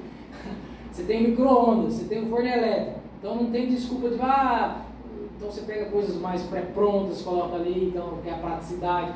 A mãe está ali cozinhando, está no micro-ondas com o celular na mão, com o bebê no colo, fazendo mil coisas ao mesmo tempo, ou grávida fazendo isso. Então, vivendo esse imediatismo vai causar transtorno. E daí, no caso do micro-ondas, não tem estudos que diz que a radiação do micro-ondas faz mal e causa câncer? Fora isso também. Mas daí, se atende às questões da saúde mental, principalmente influencia muito. Fora essas questões, infelizmente, a praticidade levou ao adoecimento. Então, você vai ver que no setor fabril, na segurança, quanto mais movimento repetitivo, mais doenças ocupacionais. Porque é repetição, toma cuidado com isso. Apesar da depressão ser um termo que a psicologia e a psiquiatria se apropriou, não é nosso, veio da área que eu trabalhava, inclusive topografia e desenhista, que é, o que é depressão? Depressão é um sentimento de buraco. Então, depressão no solo, aí a medicina pegou e disse, depressão é uma síndrome, porque síndrome tem vários sinais e sintomas, clínica, porque não tem nenhum exame médico que vai falar que você tem depressão ou não, tem que ser um especialista bem experiente, comum, porque tem muito caso, inclusive é banalizado, de causa multifatorial, não existe uma única causa para depressão e ansiedade, são doenças bioquímicas, bio de vida, a gente tem esses comportamentos humanos, e químico, porque é uma reação muitas vezes genética, orgânica, e a gente vai observando isso. Por exemplo, a genética, geralmente no meu consultório, quando chega lá, eu acho que eu estou com depressão, aí vai ver o pai tem depressão, a mãe tem depressão, o primo de segundo grau, a tia de primeiro grau, o primo de primeiro grau, você vai vendo, observando essa família já muitos ansiosos e deprimidos. Então, geralmente os depressivos... É um ciclo repetitivo de familiares. E aí, os 50% de genética pode ser que se desenvolva, mas vai depender do fator externo. Vou dar um exemplo. Às vezes eu nasci com predisposição a câncer, mas eu cuido muito bem do fator externo. Com os ambientes, alimentação correta, eu posso não desenvolver. Eu tenho ali a predisposição. Mas pensando nos dias atuais, essa correria de todo mundo, então quem tem 50% de chance pode ter certeza que em algum momento vai desenvolver algum transtorno mental. Hoje nós sabemos que o gene está envolvido nisso. Fatores biológicos, agora para as mulheres. Quem toma anticoncepcional aqui? Ou já tomou? São donas de hormônios. Geralmente, mulheres, elas são mais deprimidas. Tem 2 períodos aí que elas são mais deprimidas, eu vou explicar para vocês. Mas, fora isso, temos uma doença, uma alteração na glândula tireoide, fica nessa região. Quem tem problema de tireoide tem sintomas iguaizinhos de depressão e ansiedade, mas não é depressão e ansiedade. Inclusive, eu tive muitos pacientes chegando no meu consultório, tomando remédio há 10 anos, mas não melhora um pouquinho, já volta. Fui ver, era problema de hipotireoidismo, que regula os hormônios, serotonina, noradrenalina. Se não tomasse um remédio para hipotireoidismo, jamais ia remeter os sintomas. Então, aí começou a fazer o tratamento para hipotireoidismo, sumiu os sintomas de depressão. Não era depressão, era problema na glândula tireoide que ela traz. Pele ressecada, queda de cabelo, unha quebradiça, sensação de sufocamento, peso. Falta de vitamina B12? Todas as vitaminas estão influenciadas. A gente vai ver a anemia também, principalmente a vitamina D. Países desenvolvidos europeus, lá eles têm a política de dar comprimido de vitamina D. A gente tem aqui muita vitamina D, que é o sol. Então, mas lá eles têm pouco, pensando que o inverno deles são maiores. Então, esses países tendem a ter vitamina D comprimido, porque as pessoas são mais deprimidas lá por falta de vitamina D. E a vitamina D, ela nada mais é que a grosso modo, tudo que a gente come, aí entra o intestino de novo. Você vai comer, vai criar uma energia. A hora que você dorme, lá para as 3 horas da manhã, esse carboidrato que você comeu vai virar um aminoácido hidroxitriptofano. Vocês não precisam decorar isso. E lá para as 7 horas da manhã, esse triptofano vai se transformar em serotonina. A serotonina mais precisa do seu contato da retina com o sol, que aí você vai ter a serotonina. Isso explica porque quando você, tive uma festa no sábado, fui dormir 4 horas da manhã, acordei 11 horas, almocei, o que eu tenho vontade de fazer de novo? Então, a serotonina, que é produzida de madrugada, no triptofano, 7 horas da manhã, você tinha que ter acordado até às 9, isso vai ser a serotonina. Se você não cuidou disso, você vai acordar às 11 e vai comer, depois da serotonina a gente produz melatonina. Então por isso que a gente tem sono de novo depois do almoço. Então, a pessoa que dorme até tarde, ela perde a serotonina. Então ela vai ter o dia inteiro picado, dorme, mas não descansa. Acorda cansado de novo, porque não produziu serotonina. Então é por isso que muitos deprimidos acordam de madrugada. Na hora que vai fazer o processo do triptofano virar a serotonina, ele acorda. Porque está deprimido. Mas ele diz que a gente tem que fazer que nem os nossos antepassados. O sol caiu, deitar, dormir, o sol exatamente. Aparece, você já tem que... Por isso, geralmente as pessoas mais sadias, elas acordam cedo, porque ela tem todo esse processo. É bem mais complexo, mas a grosso modo você vai ver que as pessoas que mais têm problema de saúde mental são os que menos dormem bem. Porque... E começa muitas vezes, tá? A gente está vendo adolescentes que ficam jogando até tarde, aí ele está morto durante o dia. Ele vai ficar irritado, ele vai ficar com mais sonolência. Então é muito complexo isso, a gente tem que levar mais a sério isso. Nessas doenças, o pessoal que trabalha no período noturno, tem mais desenvolvimento? Com certeza. Por isso que algumas empresas elas tendem a usar os ciclos de 3 meses um tanto, outros 3 meses outro tanto. Tem algumas empresas que adotam isso. Por que assim tem insalubridade e tudo mais? Por conta disso, a gente tem esses problemas relacionados, sim. Mas é preciso estudos em cima disso ainda. Nós sabemos que sono e apetite desregulou, você vai ter problemas de saúde em geral. A gente tem que estar regulado. O sono do dia é diferente do sono da noite, a gente sabe, todo mundo sabe. Embora a gente precise das necessidades, né? Cada um com a sua necessidade. E aí depende também. Tem gente que é mais produtiva à noite. Tem gente que é mais produtiva à noite, outros é mais produtivo de dia. A maioria é mais produtiva de dia, mas à noite tem gente que é muito. Eu tinha um colega que de dia, não sei se você conheceu o Douglas Bolzan, trabalhava com a gente lá. Nossa, ele fala pra mim, se eu pudesse trabalhava à noite, cara, eu rendo mais, e de fato era mesmo. Eu vi uma pesquisa sobre isso que dizia o seguinte, no caso de você, a pessoa que acorda, nasce 8 horas da manhã. Você vai fazer um estudo com ela, a produtividade dela é de manhã. A pessoa que nasce 11 horas da manhã, a produtividade dela é à tarde. Isso daí... Pode ter, eu não cheguei nesse estudo, mas pode ter influência sim. Esse tudo é a base, a criação, o desenvolvimento nosso, a evolução. Então, pode ter algum sentido. Eu achei interessante porque eu nasci por volta de meio-dia. Eu não tenho produtividade nenhuma. Eu não consigo ter atividade de manhã. E aí eu fiz uma observação entre eu e meu marido, porque ele acordei às 8. Ele é extremamente positivo de manhã. À tarde já vai caindo. Interessante, eu vou até ler, eu nunca vi esse estudo, para ser sincero. Mas interessante isso. E entre o homem e a mulher, tem diferença? Tem mais possibilidade de ter uma visão homem? Tem. Vou explicar isso agora. Tem sim. Tá? Aí depois tem os fatores psicológicos, tá ligado a traumas, tá? A gente tem muita pessoa que tem trauma psicológico ou emocionais, isso também pode levar. Que fique bem marcado para vocês, nós temos as depressões endógenas, ou seja, de dentro para fora, e as depressões exógenas, de fora para dentro. Então, as depressões mais difíceis de tratar são as endógenas, porque elas vêm de dentro para fora, essas são as mais difíceis de tratar. E as que, assim, a gente observa, por exemplo, o cara é rico, tem dinheiro, tem tudo, tem a mulher que ama, ou do contrário, a mulher é rica, tem tudo, e mesmo assim tem depressão. Geralmente essas depressões são de dentro para fora, porque geralmente eles não passam muito por esses problemas de fora para dentro, tem todo o suporte. Então isso explica porque muitas vezes a gente fala, cara, mas o cara se suicidou, o cara tinha tudo, mas de dentro para fora ele tinha alguns problemas genéticos ali que a gente não sabia. Então, isso explica porque a depressão é mais ou menos como um câncer. Ela não escolhe preto, branco, não tem distinção. Tá? Ela pega qualquer um, depende muito do genético e também do ambiente. Fatores ambientais, que nem esse fato de vocês trabalharem melhorando a água, isso é muito importante para mim, porque sim, problemas ambientais sim levam a depressões, ansiedades. Inclusive, tem as depressões sazonais, tá? De períodos. Períodos de inverno é o período que mais tem deprimidos, ansiosos. Geralmente, os deprimidos, eles odeiam dias nublados, eles ficam piores, né? Porque o dia cinza deixa eles mais para baixo, porque aí baixa a serotonina, não tem vitamina D. Eles odeiam o cair da tarde ali, período da noite, onde dá mais crise de ansiedade. Por quê? Porque está ligado à questão de ambiente. Fora isso, as emissões de gases, etc., se influenciam muito. E fatores a segundo enfermidades, por exemplo, eu tinha uma vida normal, comia, bebia, de repente fui diagnosticado com diabetes. Aí já não posso comer e beber como eu gostaria, pode afetar e desenvolver uma depressão.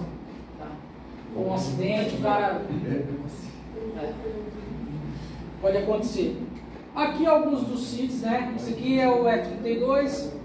Para vocês entenderem, para a gente cair naquilo que a gente vai conversar agora sobre as dependências ou não. Quem aqui acredita que antidepressivo vicia? Levanta a mão. Quem acha que antidepressivo vicia? Levanta a mão. Quem acha que não? Quem não acha nada? A maioria não está achando nada, né? É bom que vai aprender hoje, hein? Ó, eu vou explicar. Um ser humano, tá? Ele tem, pelo menos, ele pode ter 3 episódios depressivos na vida. Depois o terceiro fica crônico. Então, quando eu tenho um primeiro episódio, eu tenho 50% de chance de ter o segundo. Tendo o segundo, eu tenho 70% de chance de ter o terceiro. E tendo o terceiro, cronifica. Aí, se o primeiro tratamento de 6 meses a 1 ano, o medicamento. Segundo tratamento, de 1 ano a 3 anos. E o outro já é crônico. Eu vou explicar para vocês. Então, o F32 é o episódio, a primeira vez que a pessoa passa por isso. Distimia, daria uma palestra só sobre isso. O distímico é aquelas pessoas que acredito que não deve ter aqui, ou vocês não devem ter na família, mas o distímico é aqueles de mau humor. Nada tá bom, tudo tá ruim, tudo que a pessoa que fala, ela já, sei não, isso aí não vai dar certo. Tudo para ela dá ruim. Ó, fulano, parabéns pelo seu trabalho. No começo ela se empolga, daqui a pouco ela fala assim, tá elogiando porque quer alguma coisa. Então, ele vai se auto-sabotando os distímicos. Eles levam, às vezes, 10 anos para ter o diagnóstico disso.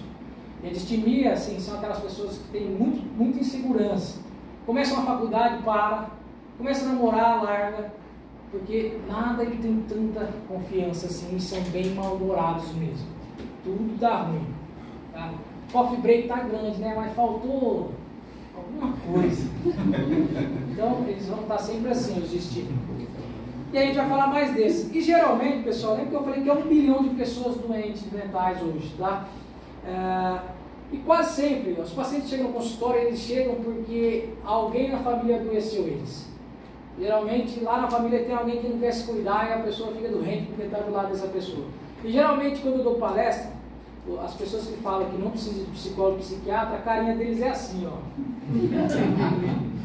Precisa de psiquiatra? Não, estou bem. Geralmente eles são assim. São os que mais precisam.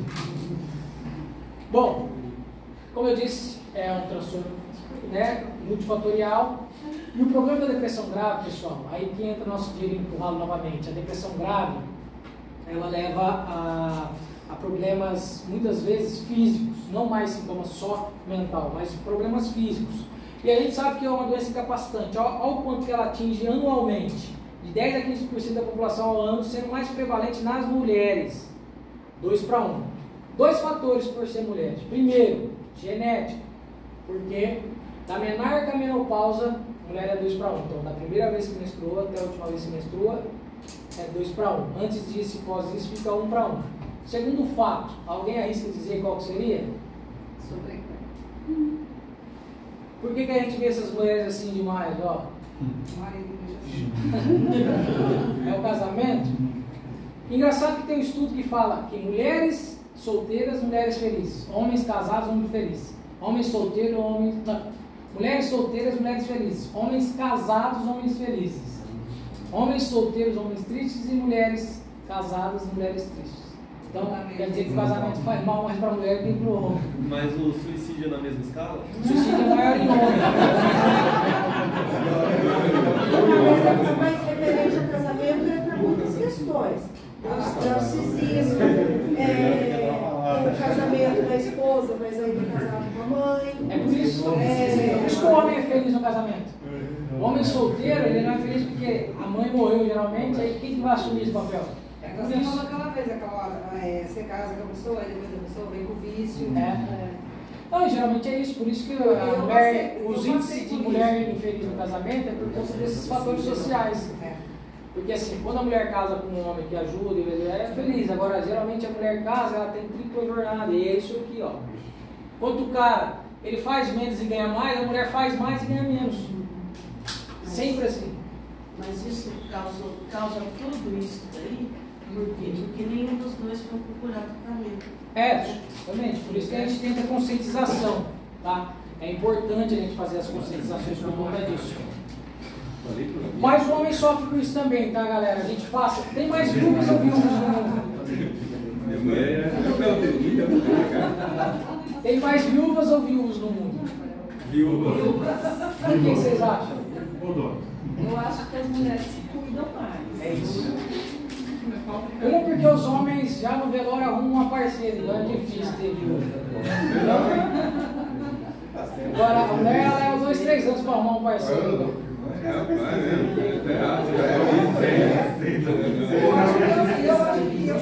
Não é errado a pesquisa, né? Geralmente o homem já tem a reserva já no Hoje eu vivo mais feliz do que quando eu era casado. Porque o seu casamento era um casamento feliz. Sim. Então, assim, que homens se cuidam menos. Porque assim, ó, homens também não tem tanta política de saúde para homem como tem para mulher. Tá? Os homens, o cara, ele tem, geralmente os pacientes homens, eles procuram a gente, sabe quando? No consultório. Geralmente quando eles têm disfunção sexual.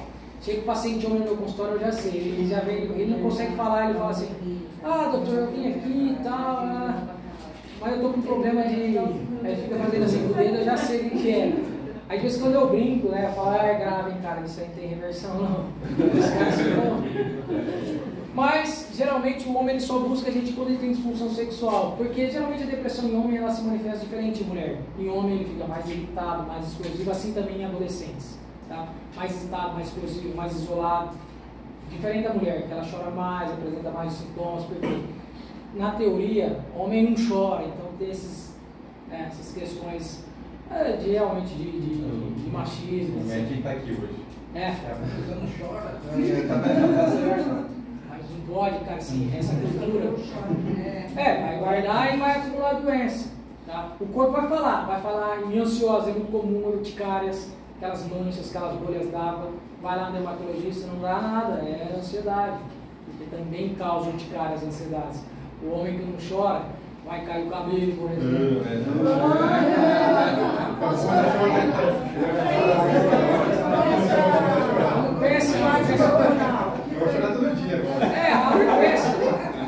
Alopecia, por exemplo, em mulheres, já tem de mulheres que tem muitas quedas de cabelo por questão emocional, e desenvolve alopecias também.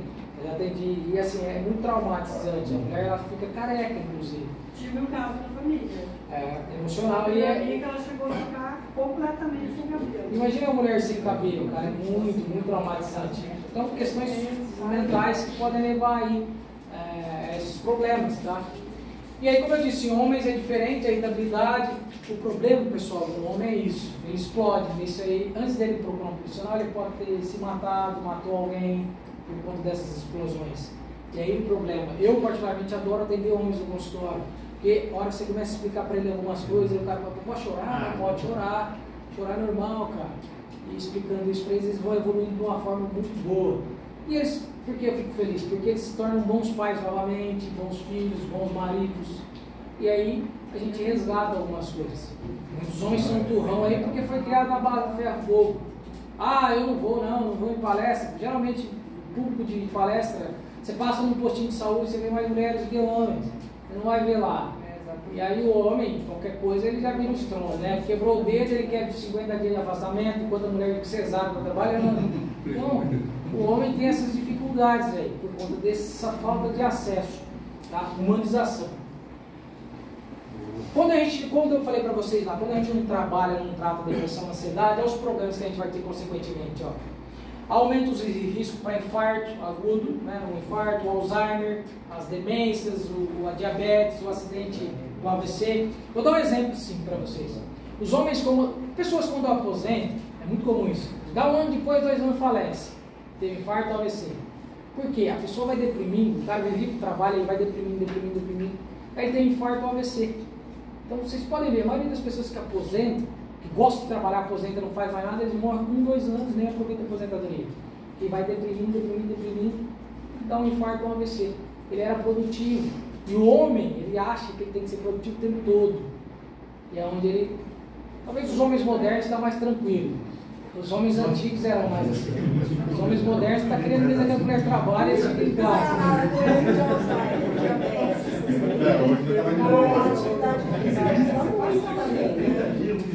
Vou falar tudo também. E aí, pessoal, ó, lembra que eu falei lá dos 3 episódios? Em média, uma pessoa leva 1 ano e meio para procurar um especialista em saúde mental. 1 ano e meio você pode ter tido o primeiro episódio, o segundo episódio, o terceiro episódio. Aí o tratamento é crônico. E por que as pessoas deixam de buscar? Medo, estigma, julgamento, preconceito. Primeira coisa que se fala quando alguém suicidou, nossa, fulano era fraco na cabeça. Não tem nada a ver com isso.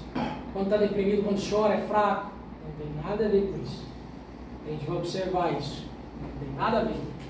Muitos dos sintomas da depressão: fraqueza, fadiga, alteração no apetite, culpa, desânimo, irritabilidade, peso em alguma parte do corpo, pensamento suicida, dor de cabeça, dores lombares. Muitos homens procuram fisioterapeutas porque faz um monte de exame das costas, não dá nada, e tem muita dor lombar. A depressão grave, ela dá mais dores físicas, articulação, membros, sensação de peso, dor nas costas, dor de cabeça, e aí confunde os médicos. Porque, mas fulano de tal já fez vários exames e vai lá, faz muitos exames, não dá nada. E o cara está com depressão. Mas o cara não vai querer passar no psiquiatra, é para louco. As pessoas acham que psicólogo e psiquiatra é para louco ainda. Mas não é. E aí, como que eu trato? Atividade física, treinamento físico, muito bom, a gente precisa disso. Meia hora de caminhada por dia, excelente. Eu não preciso também ficar obcecado em academia, obcecado em luta, obcecado... Eu luto. Eu apanhei, já viu, né? Foi no jiu-jitsu que eu machuquei. Fiquei a vida inteira lutando Muay Thai e nunca machuquei. No jiu-jitsu, 1 ano de treino, já machuquei pescoço e mão. Mas a atividade física ajuda muito. Não pode ficar bitolado, porque senão você vai desenvolver um outro transtorno chamado dismorfia corporal. É aquela pessoa que vê defeito no corpo, ela treina, tá bonito, mas ela acha que está errado ainda. Então, cuidado, os excessos também, tem que tomar cuidado. Atividade de lazer, fazer o que gosta, tá? Desde que não seja ficar vendo o celular, que a mulher fica brava. Se ficar só no celular também não é bom. Além de doenças também relacionadas à rede social. E a depressão, a ansiedade aumentou por conta disso. Essas vidas perfeitas postadas em rede social, que todo mundo posta. E na verdade ninguém posta os problemas. A psiquiatria, a psicoterapia individual, que é o que eu atendo, e grupais. Quem aqui diz que remédios viciam? Não viciam. Antidepressivo não vicia. Tarja vermelha e causa menos danos a você do que os analgésicos que você toma todos os dias. Por que as pessoas colocam na cabeça que se eu não tomo remédio hoje, eu não vou dormir? Porque aí entra agora o que eu vou explicar. Não. Todo mundo tem maus hábitos. Você vai na psiquiatria e começa a tomar remédio porque você teve maus hábitos. Não cuidou do seu corpo, não cuidou da sua mente, não fez prevenção. Vou dar um exemplo. Você tem casa. A sua casa tem caixa d'água? Tá. Quando falta água da rua, você usa a água de onde? Parou de vir água da rua, você tem a caixa d'água, você vai usar da caixa d'água, né? Porque parou da rua.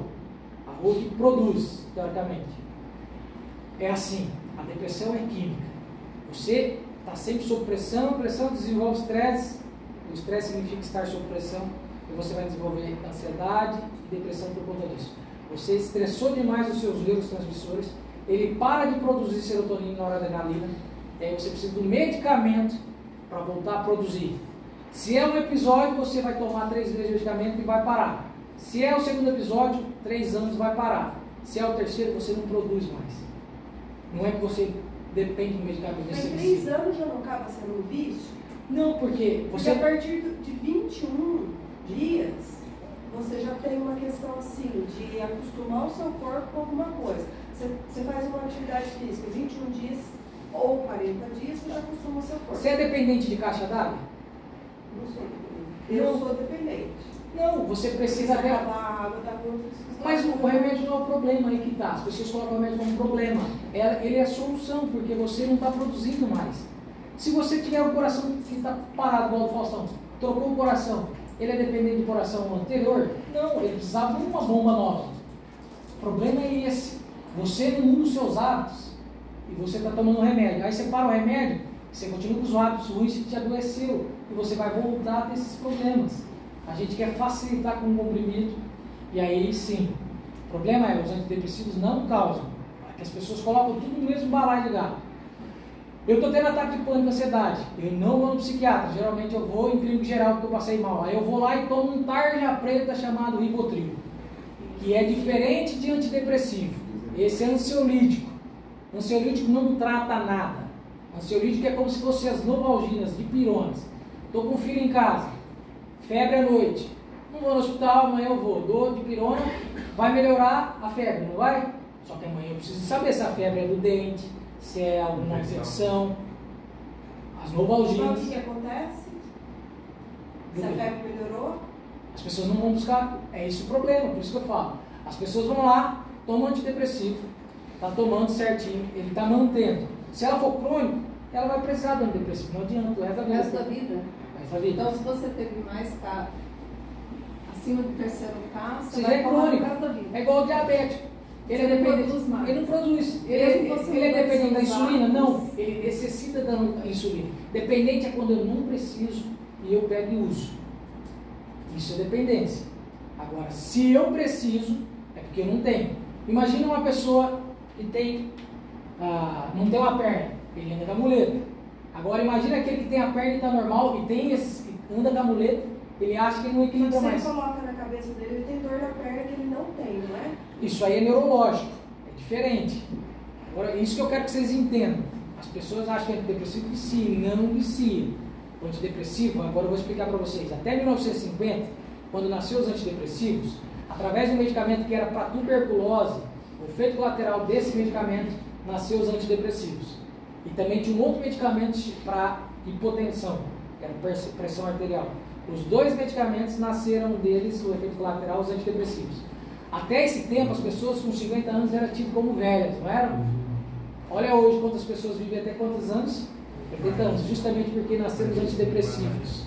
A estimativa de vida cresceu. Agora, é preciso orientação específica. Precisa acompanhamento médico para saber quando é necessário esse medicamento e quando não é. Às vezes, eu no primeiro episódio, segundo episódio, eu trato exercícios físicos. Só que eu não vou, só vou quando está crônico. Eu vou procurar um especialista só depois de um ano e meio. Aí já é crônico. Aí já é. Por isso que não é vício. Se você tira o medicamento, você está vivendo o mesmo problema, a vida lá. Ah, eu estou numa empresa, comecei a tomar remédio. Eu não gosto da empresa. Você tinha que ter largado a empresa, procurado uma melhor. Aí você toma o remédio, aí você para de tomar o remédio, você volta a ter os sintomas, porque você não tem mais a produção ali da serotonina. Então isso não é vício, é necessidade. O remédio não está ali para te viciar. Agora, as pessoas estão caindo muito em antidepressivo porque elas vivem contrariadas, não buscam viver o que querem, estão em relacionamentos que não está bem, quer insistir nisso. Então, o que me parece ser dependência é esse vício em relacionamentos ruins, trabalhos ruins, vidas ruins, hábitos não saudáveis. Isso é um vício. Agora, o remédio, quando bem usado, um profissional bem instruído, porque a nossa ideia é que vocês não usem mesmo, a gente não precisa, se a gente não adoecer. Então, o remédio está te ajudando, ele não te atrapalha. Só que a maioria das pessoas que vai buscar um profissional para se medicar, ele vai num clínico geral, que geralmente passa um tarja preta, que só alivia, igual a dipirona. Ah, melhorou? Vou tocando. Ah, estou com dor nas costas, não vai ver se é um problema mais grave, vai tomando analgésico. Você tomar uma semana de analgésico, anti-inflamatório, você arrebenta seus rins. Fazem quase 10 anos que eu uso antidepressivo, parece? Vou ser sincero, hein? Faz 10 anos que eu uso antidepressivo. Eu sou um paciente deprimido, crônico. Por que você não antidepressivo não conseguiu cura? Por quê? Porque eu sou crônico. Ele não gera mais Você descobriu através. Você fez estudo para você ou por alguém? Não, profissionais. Depois eu fui, me formei, mas eu tinha depressão, eu fui buscar tratamento aos 20 anos. Depois, com 20 anos de idade, eu fui buscar tratamento. Eu tinha ataque de pânico, eu tinha depressão, eu tenho TDAH, eu já tive crise de vontade de se suicidar também. Então, tudo isso tornou crônico. O remédio me atrapalha? Através do remédio eu tive qualidade de vida. Porque eu busquei um bom profissional, consciente. De novo, galera, se puder, se não for prescrito, melhor ainda. Mas você precisava desses 10 anos? Mesmo. Ou você... Não, mesmo. Acertei a dose, acertei o medicamento. Existem vários tipos de antidepressivo. Tem gente que se adapta a um, outro se adapta a outro, justamente por conta disso. Fazem 10 anos que eu cuido. Mesmo medicamento, mesma dose. E a minha vida é tranquila. Por isso tem que achar o profissional correto e a dosagem certa. É que as pessoas querem coisa imediata, acontece. O antidepressivo leva mais de 4 semanas para começar a fazer o efeito terapêutico. E as pessoas não esperam isso. Querem para amanhã. No caso de criança, que é que o médico receitou para meus filhos. Tem um menino que é autista e a menina tem TDAH. E no caso agora parou de tomar o remédio. A menina é outra pessoa sem o remédio. É porque ela fez o tratamento já rápido, né? Ela acessou ali. Então, mas foi preventivo. Não, mas então, ela regrediu tirando o remédio. É o quê? É mais depressão ou o quê? Dela está tratando como TDAH. Não, TDAH é o resto da vida, é crônico já. Então, no caso, tem que ficar com remédio. É o resto da vida. A gente, como pai, não quer, né? Não quer, mas não atrapalha. O que é o TDAH? Geralmente o centro do TDAH, o córtex pré-frontal é mais diminuído. Então a gente fica muito disperso. Eu tomo a Ritalina também, isso ao mesmo tempo. Pacientes, crianças que não fazem uso do TDAH, o remédio TDAH, que é a Ritalina, futuramente ele vai ter problemas de autoestima e depressão. Ela tem, já.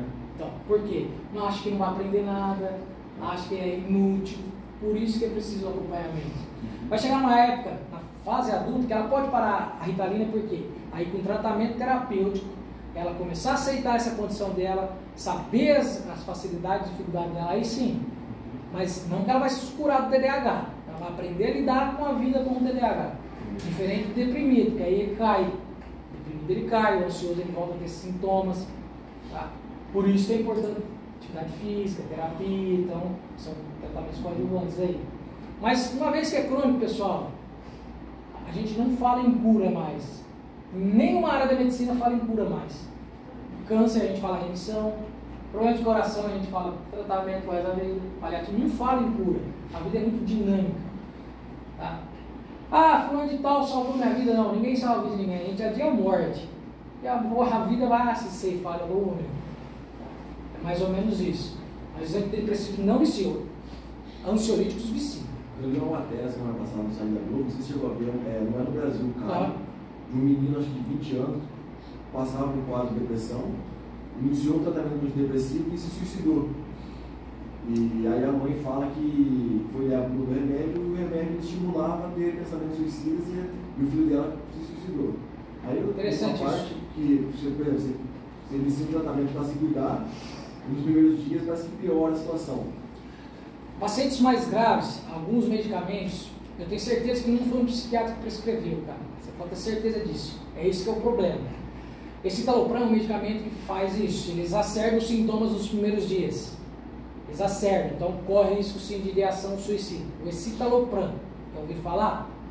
Ele exacerba muito. Por isso que tem que ser acompanhado nesse período. E aí entra as novalginas. Às vezes eu passo esse citalopram, mas junto eu passo o Rivotril. Porque o citalopram é para combater a depressão, mas ele exacerba a ansiedade nos primeiros dias. Aí eu venho com o Rivotril, não que não deva ser usado, tem que ser usado no máximo 2 semanas, para combater o efeito colateral desse medicamento. Tá? Em alguns pacientes pode acontecer sim. Por quê? Imagina que está sem serotonina, de repente chove serotonina, então o paciente pode ter algumas reações nas primeiras semanas. É porque a mãe fala, ele não fica se tratar e se suicidou, né? Sim. Aí eu vi uma parte que é uma cadeia de fatores. Também, provavelmente é esses mais inibidores de recaptação de serotonina que a gente fala. Por isso é interessante vocês procurarem especialistas. Pra gente já chega crônico, pessoal, vocês podem ter certeza disso. A hora que chega pra gente já é crônico, isso que é o duro. Se a gente trabalhasse prevenção, promoção, geralmente os pacientes passam primeiro em clínicos. Isso complica. A pessoa fica demorando para ir buscar ajuda. E aí se torna crônico e vai ter esses problemas. Tá? Temos vários, quando a gente fala de antidepressivo, a gente coloca tudo no mesmo balaio. Não, ó, dá um exemplo para vocês. Temos antidepressivos, os antipsicóticos, os ansiolíticos, os estabilizadores de humor. Vamos lá. Quem aqui já teve enxaqueca ou tem enxaqueca? Vocês já devem ter tomado um antidepressivo chamado amitriptilina ou um estabilizador de humor chamado topiramato. Já ouviram? São remédios que tratam enxaqueca, percebe? Então, a gente chama de off-label. Alguns medicamentos que eram para depressão, mas que tratam outras coisas, como enxaqueca, estabiliza o humor. Já ouviu falar em quetiapina? É um medicamento que geralmente, se você ler bula, é para tratar esquizofrênico, mas acima de 300 mg. Antes disso, trata depressão e insônia. Então, muitos médicos estão passando a quetiapina. Agora, sobre bula de medicamento, se você ler, você não toma nenhum. Vocês sabiam que o pirona é proibido nos Estados Unidos e em países europeus? É proibido. Proibido porque pode causar uma doença aguda e leva à morte. É proibido. No Brasil, vocês têm dipirona em casa. Pesquisem aí no Google. Dipirona é proibido nos países, vocês vão ver que é proibido.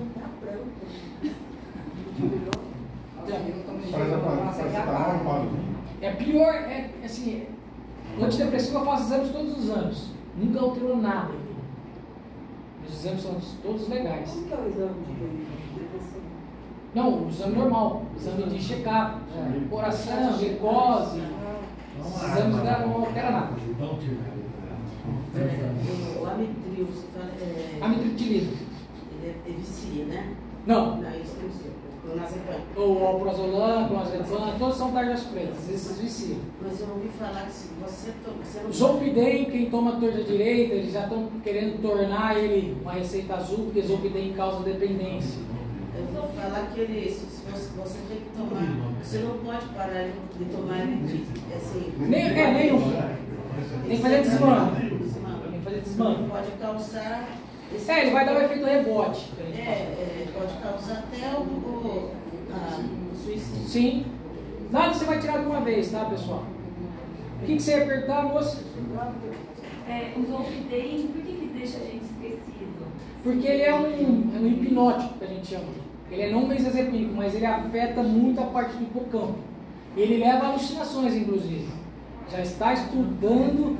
Tem gente que fica sonâmbulo, tem gente que pega o carro, tem muitos estudos já. Sai do carro à noite e foi ver, estava sob efeito de Zolpidem. Então, o Zolpidem tem muita gente já usando como droga LSD, que é alucinógeno. Eles estão estudando de se tornar tarja preta. Passou de 4 semanas tomando Zolpidem, ele se torna um Rivotril. Já não está servindo para mais nada. Tá? E só viciando, aumentando dose. É assim. Remédios que causam dose são os que causam tolerância. Rivotril, você começa com 10 gotas, 20 gotas, 30 gotas, 50 gotas e vai indo. Minha mãe tomava 30. E meu pai faleceu, meu irmão tomou 10. Ela ficou 2 dias dormindo. É um de tomar. Então, esses medicamentos só a base de... Tomei 2. Não funcionou nada. 10, ficou 2 dias. Você já está criando tolerância. Não. Tomei uma vez, 2, eu fiquei mais agitada. Agora, a sertralina, eu tomei a sertralina, você tem que trocar. Existem inúmeros antidepressivos, cada um para se ligar a uma célula. Então, você vai ver que tem vários. Dessa classe, serotonina, paroxetina, fluoxetina, escitalopram, citalopram, são alguns outros que podem ser empregados. O que acontece? Quando eu dou aula para médicos, pessoal, eu estou preocupado com o tempo, mas não sei como é que vocês estão de tempo. Mas quando eu dou aula para médicos,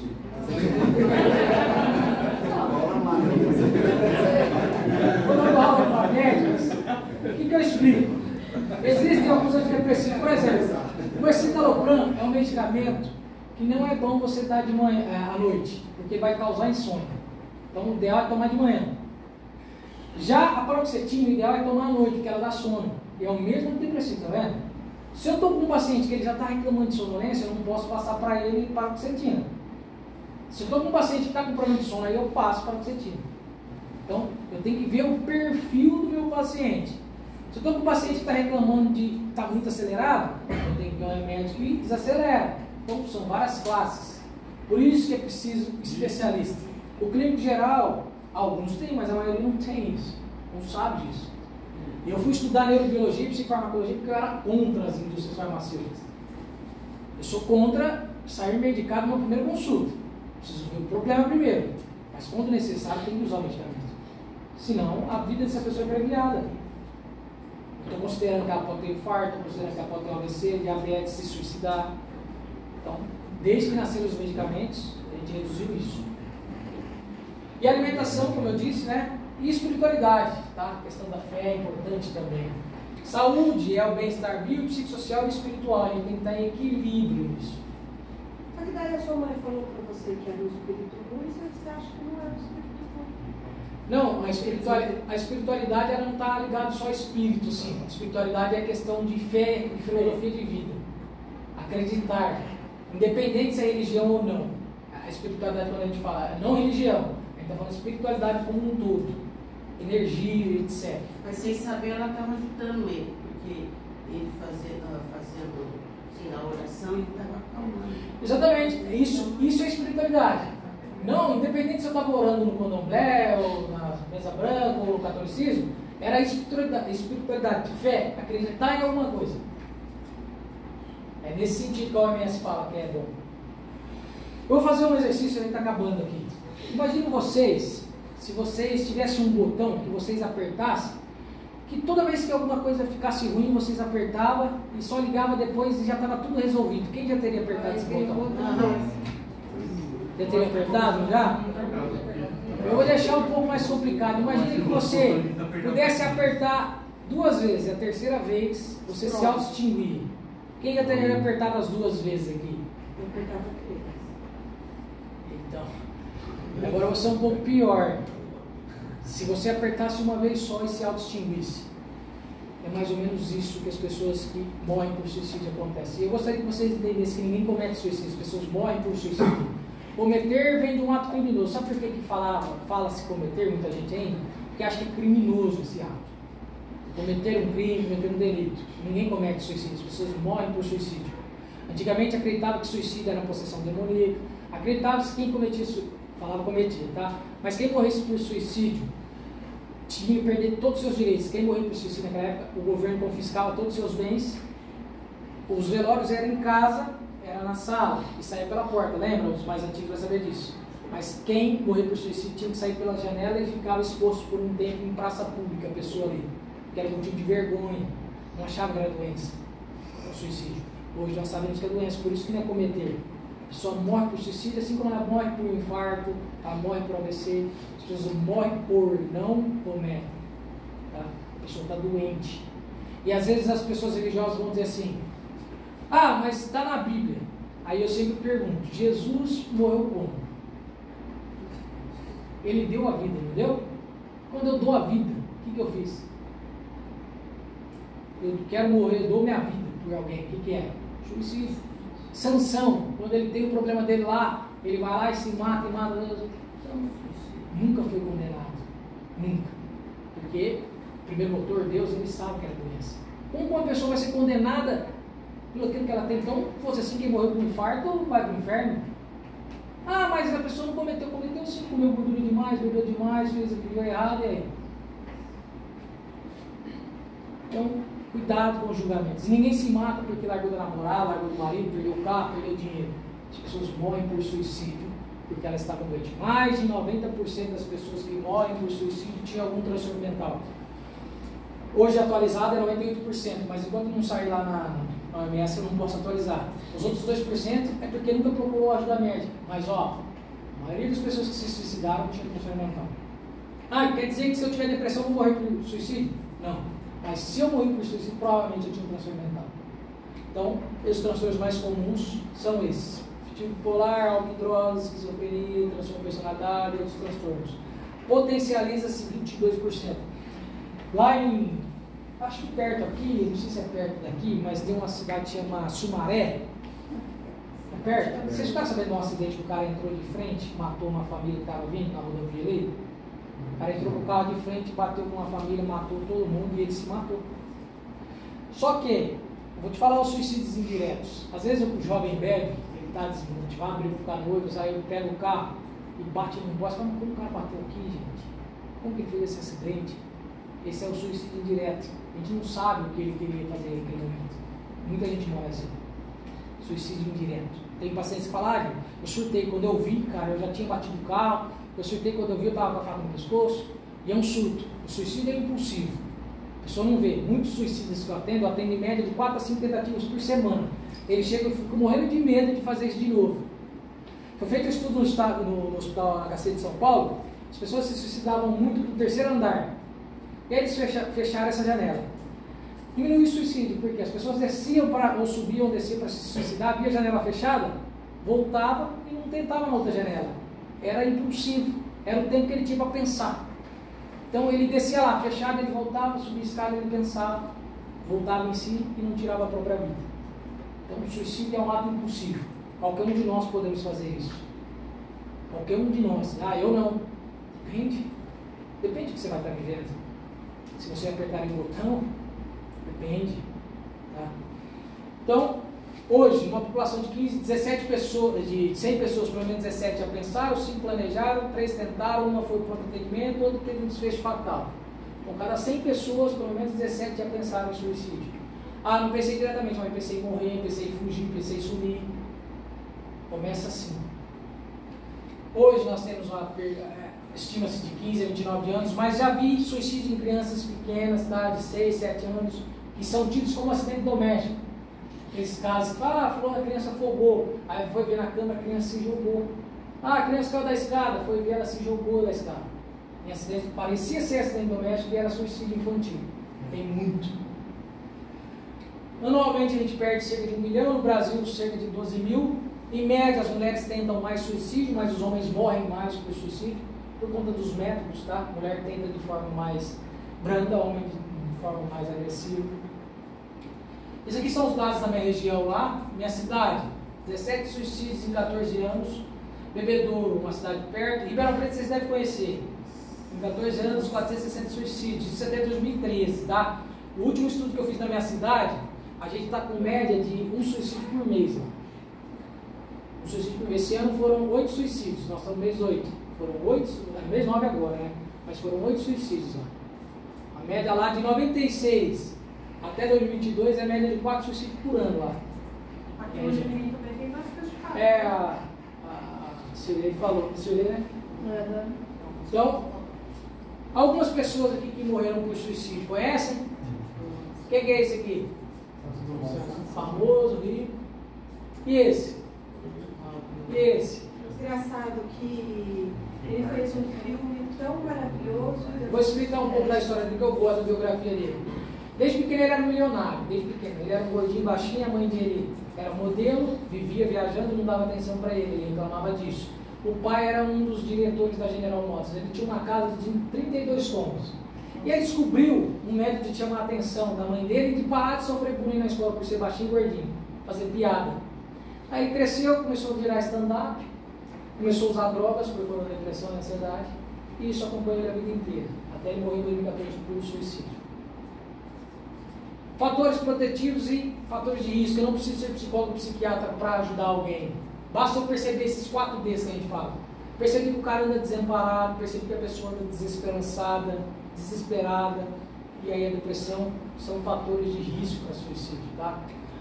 Fatores de proteção, quando é bons vínculos, família, namoro, trabalho, amizade, porque às vezes isso aqui também é o que causa, tá? O rapaz que reclamou que caiu o cabelo por causa da esposa, de repente, né? Brincadeiras à parte, mas... O Fernandinho quer dar uma palavra. Isso fica vermelho, né, Fernandinho? Então, agora eu gosto de deixar essa imagem, tá? Isso aqui são os fatores de proteção, as pessoas que superaram, tá? Vocês sabiam que essas pessoas já tentaram suicídio? Olha só, rapaz, essa religião... Esse aqui, inclusive a irmã dele se suicidou. Ele sente culpa até hoje, o padre fala, tem muito ataque de pânico. O padre Marcelo Rossi, né, quando ele ficou bem magrinho, de depressão. Ela tentou suicídio se jogando da escada. Hã? Hoje a atividade física fez bem para ele. Esses aqui, Eminem, Elton John, por conta da sexualidade, é homossexual, ele sofria muito por conta disso. Também homossexuais são fatores dobrados de risco, claro. Mike Tyson, a filha dele morreu num acidente doméstico estranho. Tinha um fio, e ele chama de suicídio acidental. Um fio, depois vocês pesquisem, 4, 5 anos ele tinha. Aí ela ligou sem querer a esteira, enroscou o fio e enforcou ela. Aí isso foi em 2016, se eu não me engano, 2015, 2017. Mas antes disso ele chorava todos os dias, ele tinha usado muita droga, tá vendo a coincidência? Todos aqui, a maioria tem problema com drogas e álcool. Whindersson Nunes, depressão, apesar de ser comediante, e às vezes os sinais do suicídio é mais ou menos isso, a pessoa está bem brincando, chega em casa, ninguém sabe quando coloca a cabeça no travesseiro. Ninguém sabe. Eu estava falando do Mike Tyson. Ele, todas as vezes antes de lutar, ele chorava muito, porque ele não gostava, porque ele sofreu violência doméstica do pai, na infância, então bater nos outros era doloroso para ele. Ele chorava muito antes da luta. Por isso ele batia devagar. Quando ele batia bem. Né? Olha esse aqui, Jim Carrey, né? Adele, e aí vai, pessoal. Para não alongar tanto, gostaria de agradecer vocês. Eu tenho vídeos na internet, tá? Falando sobre transtornos mentais, vocês vão procurar lá. Meu psicólogo, vocês vão achar lá. Gostaria de agradecer, desculpa alongar tanto, tá? Mas aí quando vai parando. Alguém tem alguma dúvida? Se tiver alguma dúvida também pode perguntar. Só façam fila, pelo amor de Deus. Eu só queria encasquetar. Pode falar. Com o exemplo que você deu de Jesus. Suicídio, eu vejo assim, se eu decido tirar a minha vida, eu vou ali, eu passo a corda no pescoço e pulo, suicídio. Se eu decido tirar a minha vida e peço para você pôr a corda e empurrar, o que é? Suicídio. Você não vai responder não crime. Vai responder. Agora eu vou te explicar. Existem alguns tipos de suicídio, é importante falar isso. Tem o suicídio altruístico, o autonômico e o com intenção de morte. Suicídio altruístico. Aqueles aviões de Pearl Harbor, não sei se vocês ficaram sabendo, como que chama? Os kamikazes. A culpa era deles? A culpa foi dos comandantes que mandou eles bater o avião? Os comandantes responderam criminalmente? Ou foi altruístico em nome da nação? Quem se suicida por conta das virgens prometidas, que eles acreditam piamente nisso,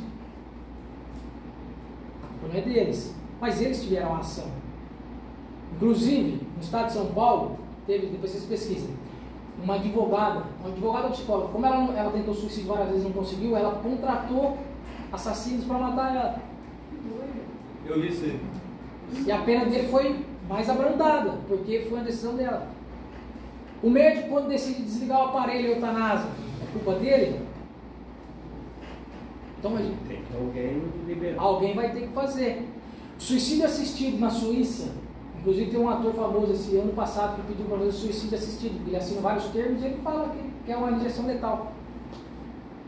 É culpa dos médicos? Não. A pessoa decidiu. Então, por isso, há algumas classificações de suicídio. Quando eu escolho me dar-se a morte por algum motivo, é um suicídio. Agora, a gente tem que desmistificar o suicídio. O suicídio, muitas vezes, vem porque a pessoa está doente, ou uma decisão própria, como é o caso de Jesus, ou a questão lá do suicídio assistido. Mas a maioria dos casos, a pessoa está doente. E aí já não é decisão dela. Então, ela não pode ser penalizada por isso. Igual aconteceu no canal em Ribeirão Preto, uma se jogou lá, né, uma adolescente. Isso incentiva quem já está com vontade. Efeito Werther. Chama Efeito Werther. Tem um livro chamado Romance do Jovem Werther. Chama Efeito Werther. Quando tem um suicídio, e as pessoas têm que saber notificar e noticiar. Tá? Tem que saber notificar e noticiar, porque senão eu causo um efeito manado. Começa a encorajar os outros a fazerem isso. Ainda mais quando o suicídio é glamorificado. Teve uma série, 13 Razões Por Quê, quando lançou ela, de um jeito tão glamorizado, aumentou o suicídio exponencialmente. Tá? Que é o caso dos ataques nas escolas, né? Também, isso tudo é feito Werther. Em todo mundo. Agora o que é incrível, em todo mundo esse livro é proibido. Estou andando lá na Paraler, em Ribeirão Preto, o livro lá disponível pra gente. O Brasil não tem métodos. É aquele livro de 1800 coisa. É ele mesmo. Então vou contar a história para quem não sabe. Se eu tiver alguma coisa errada, você me corrige. Pode falar. Eu fui numa palestra do André Trigueiro e ele tem um trabalho muito forte sobre suicídio, né? Ele é espírita e tal. E aí ele comentou que há um pacto para a comunicação, né? Para os meios de comunicação. Sim. Manual, tem que ter um manual para nos identificar. Por conta desse episódio. Efeito verde. Então tinha esse livro e foi muito famoso aí nessa região. E o livro foi lá. Áustria. E aí eles, o pessoal subia, né? O que acontece no livro, o final do jovem Werther, que era um escritor Goethe, o escritor chama Goethe. No final, todo mundo que lia, tinha o jovem que era apaixonado por uma moça, ele se suicida.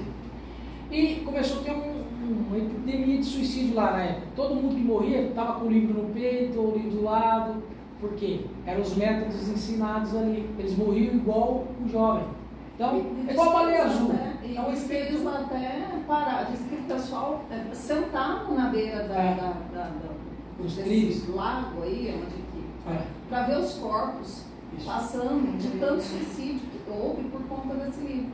Então, a partir daí, né? Aí nasceu o efeito Werther, que eles falam que é então, por isso que a gente quase não vê divulgação quando tem um suicídio. Deveria haver, mas de forma consciente. Mas como a mídia gosta de sensacionalizar, então, ser, na verdade, sensacionalista, então, aí complica. Porque em vez de você conscientizar, combater, por isso que nasceu o Setembro Amarelo. Por que Setembro Amarelo? Tá? Por que Setembro Amarelo?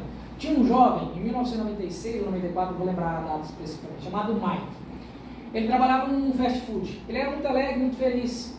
E ele, pro primeiro salário dele, ele foi comprar um Mustang amarelo. Ele gostava da cor amarela.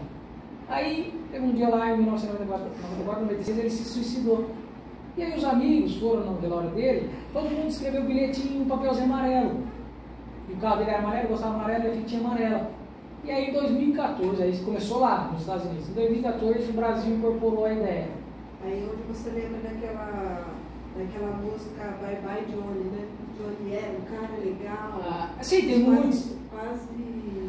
Por exemplo, Pais e Filhos, que é quando na semana de prevenção do suicídio que eu toco violão, então, para os jovens eu termino as minhas palestras cantando Pais e Filhos, que é uma música que fala sobre suicídio. As estátuas e copos e paredes pintadas, ninguém sabe o que aconteceu. Ela se jogou da janela do 5º andar, nada é fácil de entender. Aí ele fala, é preciso amar as pessoas como se não houvesse amanhã, porque de fato não sabemos. Vivemos como se fossem eternos, a gente não sabe. Vocês aqui programaram alguma coisa à noite, tenho certeza. Mas vocês têm certeza que vão estar lá? E a gente vive como se fosse eterno. Então, se a gente parar para pensar, não tem como saber se a gente vai estar aqui amanhã ou depois. Então, por isso que eu gosto de dar essa palestra, se conscientizar e falar de forma bem horizontal. Tentar deixar leve, tá? No mais é isso. Se alguém tiver mais alguma dúvida, tá? Agradeço. Deixar assim, tudo que você falou, explicou aí, acho que a gente tem que procurar a causa do problema. Você retirar, como eu disse hoje para tirar conta do problema. O problema assim, que às vezes não dá vontade de fazer nada. É como se fosse um truque. Tira a tomada assim, aí o cara não dá vontade de fazer nada. A folia, né? É justamente isso num deprimido que acontece. E assim, como eu disse, só quem tem vai saber às vezes. Às vezes você está do lado de alguém que tem, e eu costumo dizer para encerrar, tá? Nós temos muitas pessoas boas no mundo, mas poucas pessoas lúcidas no mundo. Por exemplo, a diferença entre boa e lucidez. Uma pessoa boa vai encostar, eu sou amigo do Fábio, ele está com depressão, eu vou encostar nele, velho, pelo amor de Deus, você tem que subir, olha tanta coisa, você tem carro, tudo, vamos animar, pelo amor de Deus, fica até bravo, mas ele está deprimido. Uma pessoa lúcida vai chegar assim, ô Fábio, cara, eu não sei o que você tem, mas procura um profissional, cara, você tem as coisas, você tem tudo, está acontecendo alguma coisa não está certa, tá vendo a diferença? Então, às vezes eu sou um cara bom, quero ver todo mundo para cima, mas o jeito que eu abordo não vou ajudar, vou só piorar. Então eu preciso ser uma pessoa lúcida. A lucidez é diferente da bondade. Quando eu sou lúcido, eu paro e não julgo. Eu analiso. Tá? Muito obrigado, viu, pessoal? Obrigado pela manhã aí.